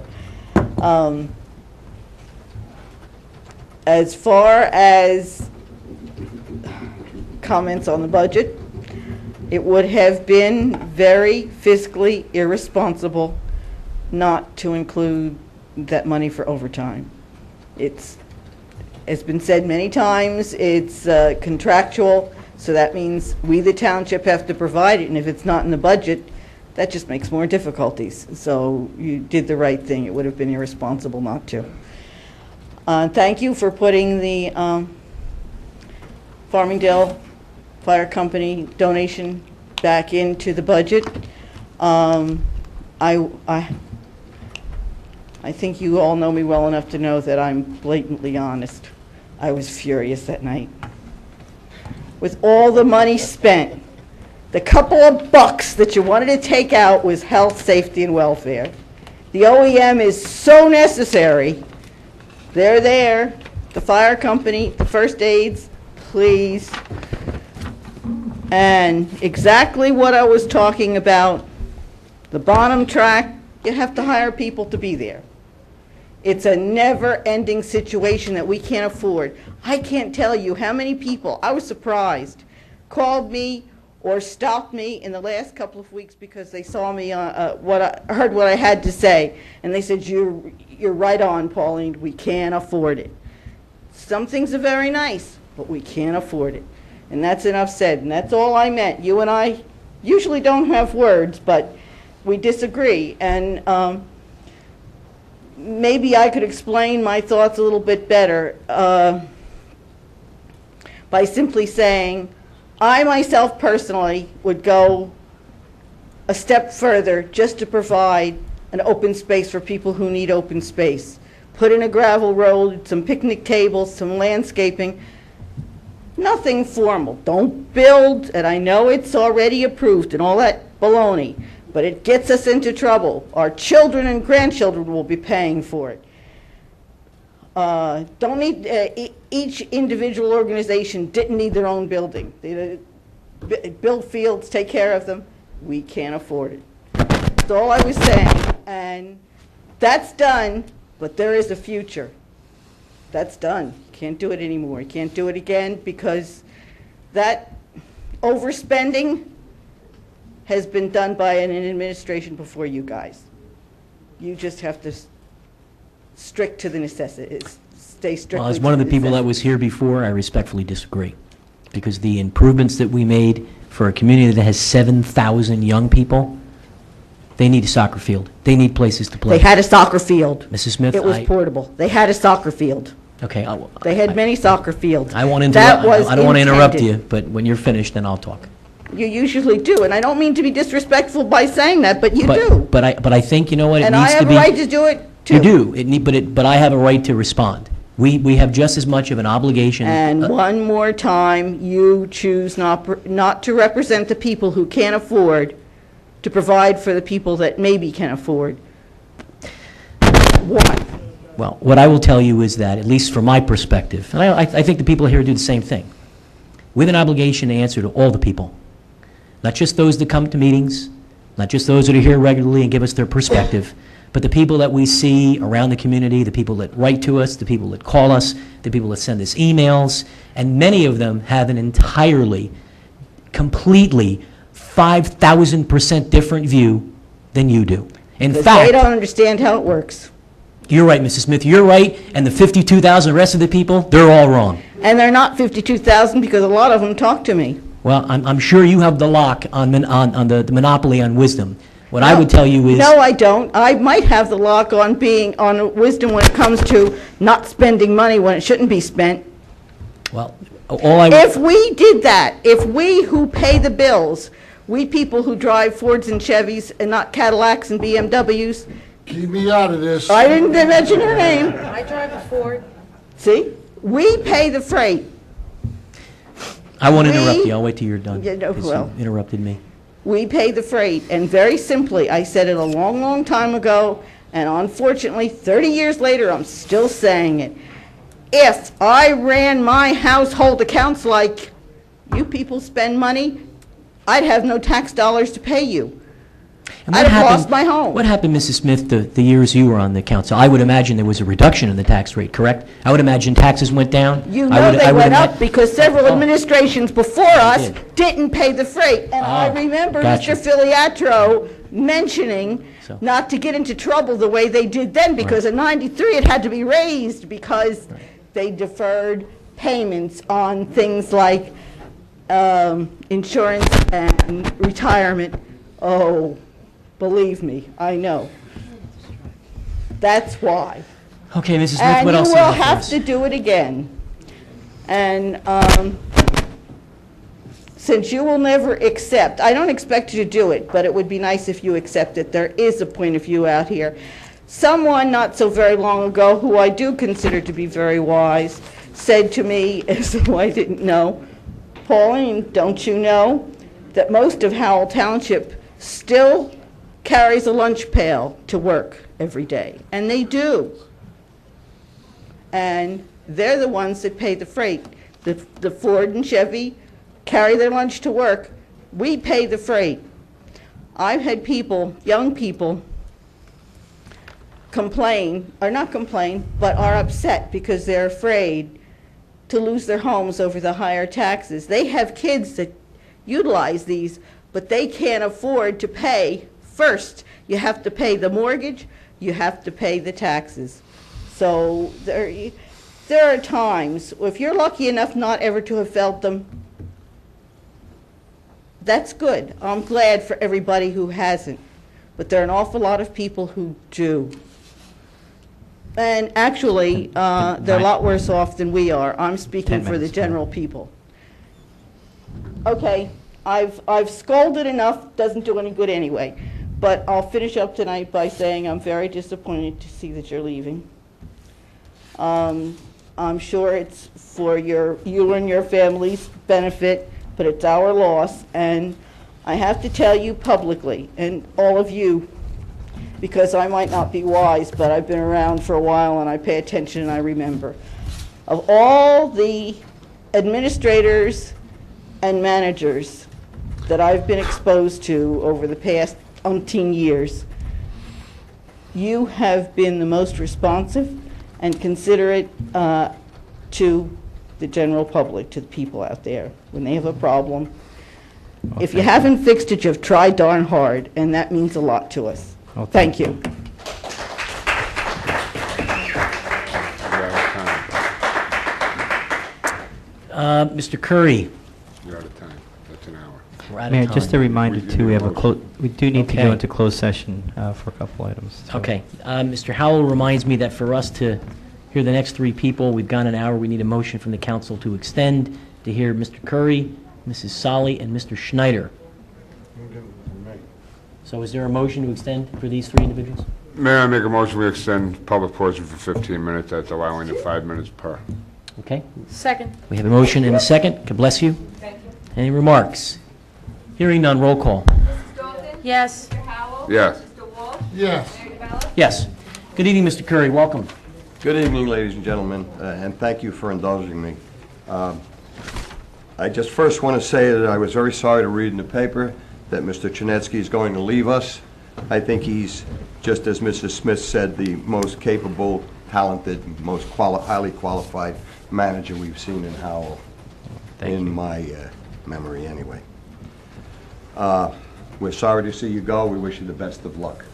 Thank you. You've done a heck of a good job since you've been here, and I hesitate to think of what will go on now.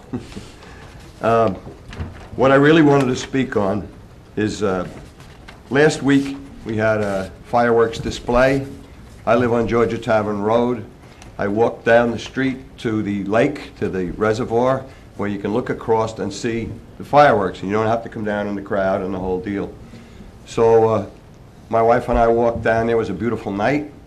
We're waiting for the fireworks, and a police car came through and announced on a loudspeaker that anyone who was parked there has to leave. They were not allowed to park there. So they did leave, and we were standing there. And anyone who has seen that area knows that it's a very dark road. They come through at 45, 55 miles an hour and better. And there's a guardrail on the lake side. On the other side of the guardrail, between the lake and the large rocks, is a sidewalk, not concrete. It's a gravel sidewalk, but the people can get off the road and walk on that sidewalk there. The park department people came through and chased us off the sidewalk. I said, you don't really want us to stand in the street where the cars are flying by, and the guardrail would be behind us. And they said, it's the rule and you have to get off. So, and, you know, and I said, this is ridiculous, and I went a little bit nuts, but we got off. And they chased several other people off there too. It seems to me that that's endangering the public not to allow them to stand on that portion, which is only a sidewalk behind the guardrail. And it would keep them safe from the road, and the traffic keeps flying through there. I just think that that's something that perhaps you people could write a letter to the Monmouth County Park Department stating this. I raised this question one other 4th of July when the same thing happened. But this is the rule and it's never been changed. Apropos of the same thing I'm talking of now. Picture the guardrail. Here's the road, here's the guardrail, here's the sidewalk. On the way down to the lake, actually what holds the berm, which is Georgia Tavern Road, the berm that holds the lake, the reservoir, is large stones about this size stacked up all the way down from below the water surface up. And they hold Georgia Tavern Road up and hold the lake back. We ride horses around there. There are bicycles, pedestrians, and so forth walking on this sidewalk path. And to put a horse in there too could cause a problem, especially with bicycles and kids riding up on the horse. If a horse spooked in that particular area and jumped the wrong way, he's done for. He's down in those rocks, he'll break his legs and never get out.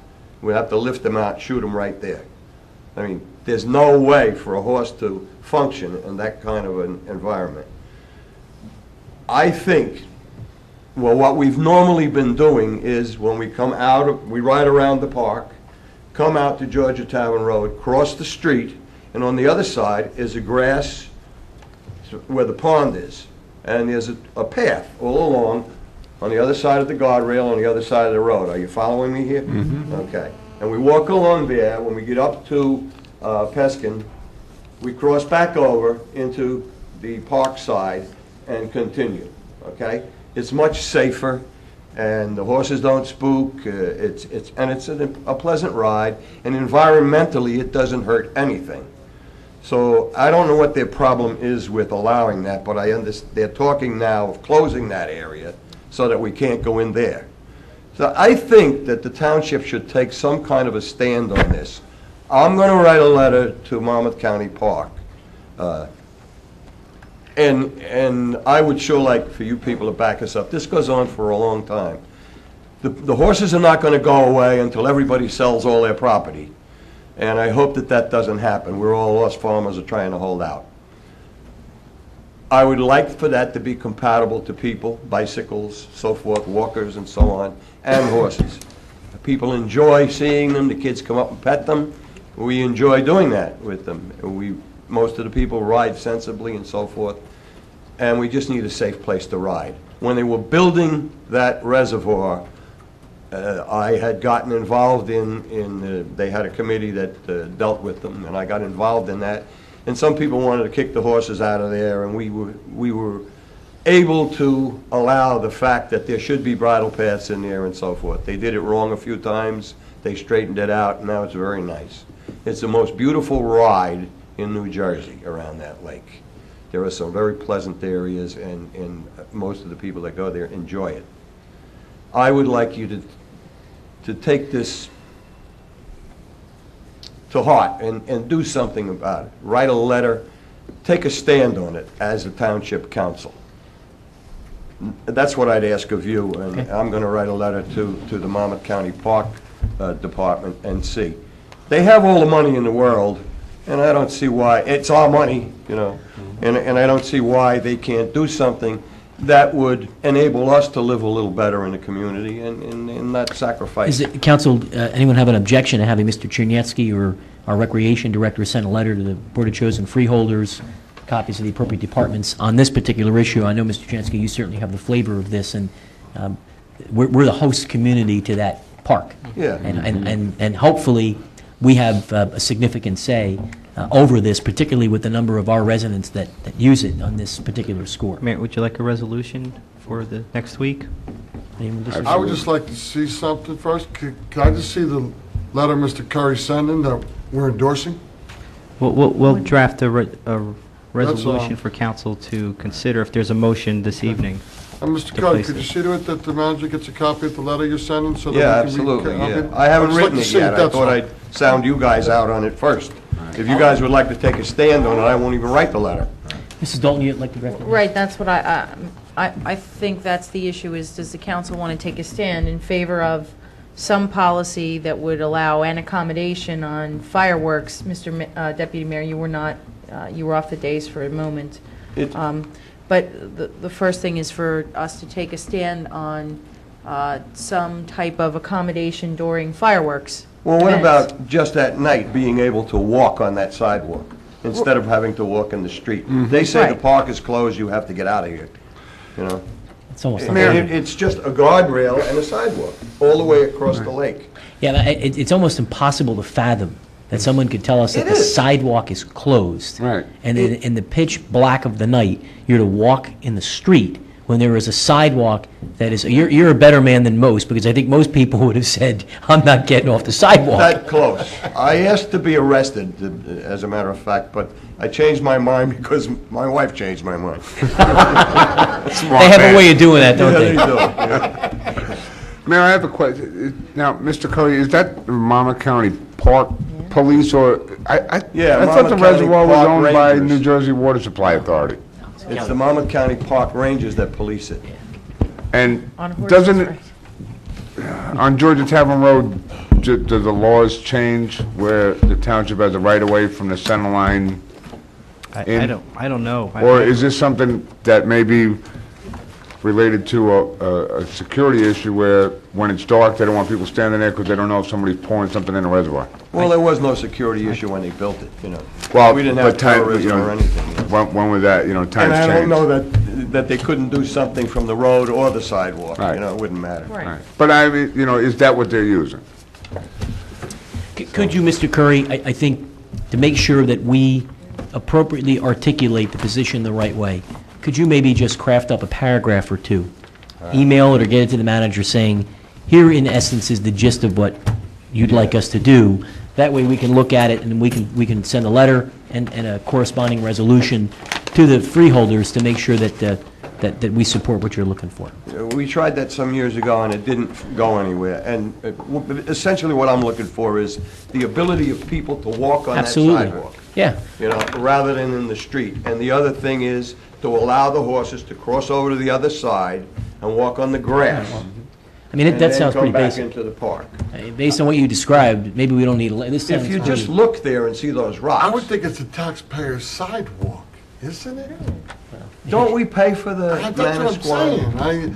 Reservoir? And It's a- don't we pay for everything? We I pay, would For think- everything. I would think that the taxpayers pay for everything. I I don't think think we do. anybody got any money trees floating around. And sometimes I feel like I do, Yeah. alone. Maybe Ziggy Panic has some money trees. That's why he's our tree expert, but well, it sounds like It's we're, Zig Panic's fault. That's does it. anyone Ziggy. disagree with a letter and then a resolution on this particular issue? It's something No, that we let's fix with Okay. the stroke of Mr. a Jansky, pen. will you get this ready for us for the next meeting? yeah, I only care about if we were endorsing a letter, I want to see the letter before I endorsed it. Right. Yeah, well, That's I'll all. write the letter if you guys No, think I that's think, fine. I think we get the gist. You're looking for two basic things. Two things, Mr. yeah. Jansky's going to write a letter, we're going to get a resolution, and we're going to act on it. Let me see your letter, okay? CC, so much. CC Mr. Curry, please. Thank you, Mr. Curry. Send that What's that? Our 15 minutes is All up. right, let's, Mrs. Solly, come on up. We're gonna, It was 10 up when you started, so 5 after would be 15 minutes. I agree with 3 you. people. go ahead, Mrs. Solly. It's a 15 pleasure to see you. minutes, Thank you. Sandra Solly, Birdsall Road, Farmingdale. All right, I wanted to ask, was there police overtime for Memorial Day in Farmingdale? No. Okay. How many police routes do we have? How many police, Yeah, like they all have an area of town that they, or how many different, yeah, because they Sectors. said last week or 2 weeks ago, they said there was only 7 on patrol at any given time. So does that mean there's 7 routes? Mr. Chansky, do you know how many different geographic Yeah, sectors? that about 7, it can change from shift to shift if we need to switch over coverage, but generally, that's true. Okay? 7. All right, now, is the water at the bottom tract, is that public or a well? It's a well. The water at bottom is a well. It is a well, okay. Because I saw it being watered yesterday. Now, I want to know, it wasn't specifically said to me, who did the price estimate for the roof for the revenue building?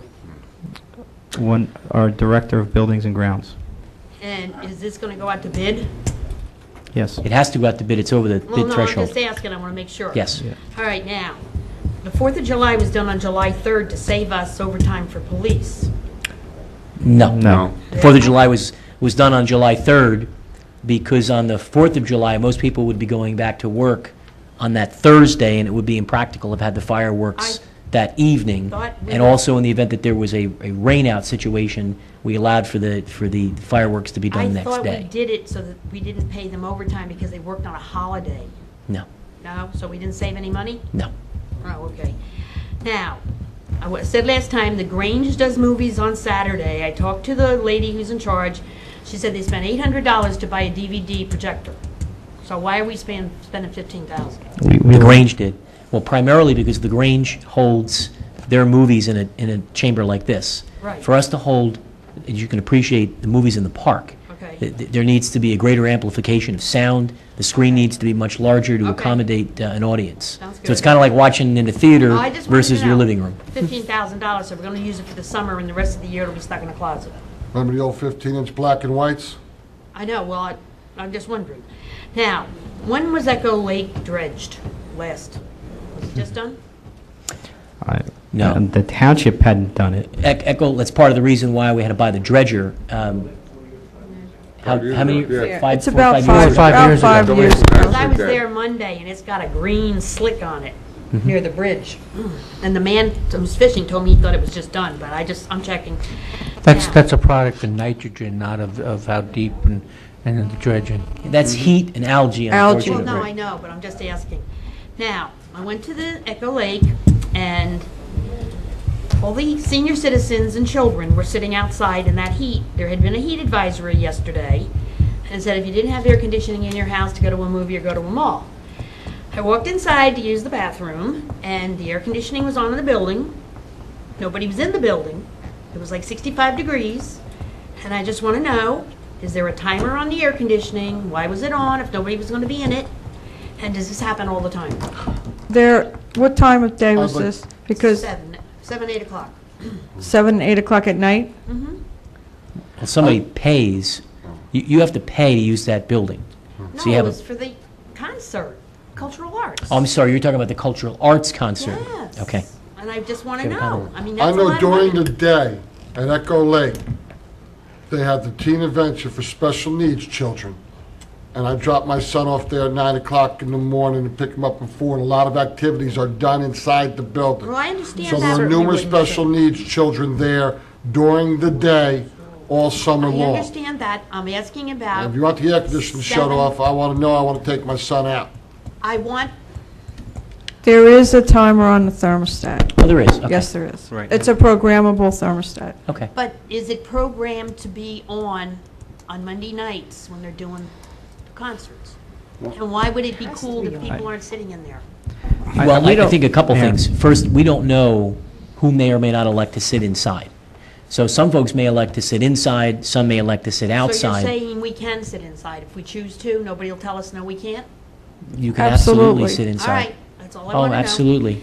And then there was a Parks and Recreation truck, a 550 Ford, sitting outside for at least an hour, idling.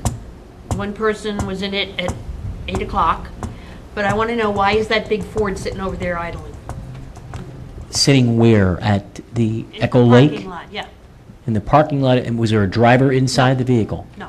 So the vehicle is on. Yes. Any idea where the driver was? He was floating around somewhere. And another one was talking to a man at the entrance of the walkway to the main building. I don't know. I just want to know, because Yeah. we're talking about overtime, we're talking about money being spent, and then I'm wanting to know why this big Ford is sitting there at least, I mean, was he there from 7 o'clock? Was he there from 6:30? And was that truck running all that time? That's all I want to know. You would have to Have give me, somebody- you would have to give me a date. You- Yesterday. Yesterday? Yesterday. Okay. 7 o'clock for the concert. Now, I wanted to say about the cultural arts, because you had the 12,500 for the concerts, and you had the 2,500 for food. They stopped serving food at least last year. Now they're only giving water. So the $2,500, I don't know what that's in there for. Well, we talked about this, Ms. Sally, at one of the meetings. Most of the food budget goes to the Festival of Choirs, which is the event that they hold at the end of the year. I know, And that event typically gets in excess of 150, maybe 200 people. There's never And- that many in there to eat, because a lot of people leave, they're in the show itself. But what I'm saying is, the bill for the program says refreshments, and I do not consider a 4-course meal a refreshment, and why can't we just do punch and cookies? Because there's always too much food, it gets donated to the Joshua House, and you're talking about money, trying to save money, and I said that's a place to save $2,500. Because it isn't gonna cost $2,500 to buy cookies and punch. All right, now, We discussed that, though, and kept it in the budget, I believe. Is that not I correct, Mr. understand that, Chouwaki? but Did you we didn't make a know. policy decision to keep that in the budget? Yeah, but you. Wasn't removed. I asked, did we make a policy decision? I'm just asking. It was not removed from the budget. It was not removed from the budget. Well, I'm Okay. just saying that they don't do food anymore at the concerts. Okay, now, when there's a dedication to someone who served the town for any reason, is there usually a public notification of that dedication? I'm not sure I understand what you mean by way of dedication. There's a monument at Echo Lake that's Okay. dedicated to someone Okay? who created the the environmental committee. There was never a notification to the family, and there was never any public notification to bring this to people's attention that this man was being honored. And I want to know, why was that done? I mean, That it's got was- a brass marker on it. It's before my time, so I can't, I believe the Echo Lake Restoration Committee, which is now the Lake Restoration Committee, and Lake and Wildlife Restoration Committee, had prepared that dedication, and I am not certain that the family wasn't notified. I called her. No, they were not. Mrs. Smith has never been called. She's got 2 children in town, and I just want to know, why would you go to this trouble to prepare this monument for a man who served the town for almost 20 years, and I would say almost gave his life to the town? Why was he not notified? Her family, the family rather. I mean, I think it's still due. It should be done, because, I mean, he was in town for 35 years. He was on the council with Pauline, and he was on environmental, he was the fire commissioner. I mean, the man, there should be a little article in the newspaper about this man, okay? Not to Okay. be fussy, but I just don't understand why they would go to the it's a great trouble point. Yeah, I don't think doing that's the being monument. fussy. Huh? I don't think that's being fussy. I think you're accurate there. Thank you. Well, no, he's been dead for 10 years. I mean, you know, and Mr. Sauer agreed with me last year when we talked with the cultural arts. All Okay. right, thank you. Thank you, Mrs. Sally. Mr. Schneider, I think you have a very brief comment you wanted to make? Yes. Okay. We appreciate your brevity. Because I came up tonight, seeing that it's my birthday, I wanted to... Well, happy birthday, Mr. Schneider. Happy Chairman birthday. Schneider, how can we help you? If you just give I us your was name and address, please, Paul for the Schneider, record. 4 Finch Road, Howell. Hello, Mr. Schneider. I'm concerned about something I heard this evening. I really didn't want to come up. But as past Vice President of Howell Township Board of Health, we had a Board of Health in Howell Township. Board of Health from 1958 to 1985, when the Board of Health was put into the county. And I was very concerned because I know how responsive to any issue in Howell Township our Board of Health were. And to hear that these people with the sewage odor did not have a response really bothered me. So I really think it's a serious thing, and I hope that we are getting inspection reports and a liaison report from the Board of Health to see that our dollars are being spent correctly. I really always thought about it. I really didn't want to make a big issue out of it, but I think tonight may be the time to look into that we are getting our bang for the buck by spending the money that we spend outsourcing our health department. To the county, At one yeah. time, we certainly did have a responsive health department. And the last thing I'd like to say, and we'll say it later as chairman of Howell Township Planning Board that we're really going to miss Mr. Zernecki. As an administrator and a planner, he has been a great source of help to me, and I personally am going to really miss him and wish him good luck, and I know the council feels the same way. Don't speak for me. I'm speaking for Bobby, too. Thank you, Mr. Schneider. That's going to close the public portion. Mr. Janeski, you mentioned we have reason to go into closed session. I do. Okay. We have litigation, personnel matters, and contracts. But Okay. just before we leave, Mayor, I work very closely with some people at the Health Department, and I'm not sure what happened in this instance, but I certainly don't want them to think the town didn't come to the defense of some of the staff members who've been extraordinarily helpful, in particular on the Tinton Falls Road issue with respect to Poly One Corporation and the testing of wells. They've gone extremely above and beyond in dealing with that issue for us. Great. Did you have something, Mr. Walsh? Yeah, I have two little things.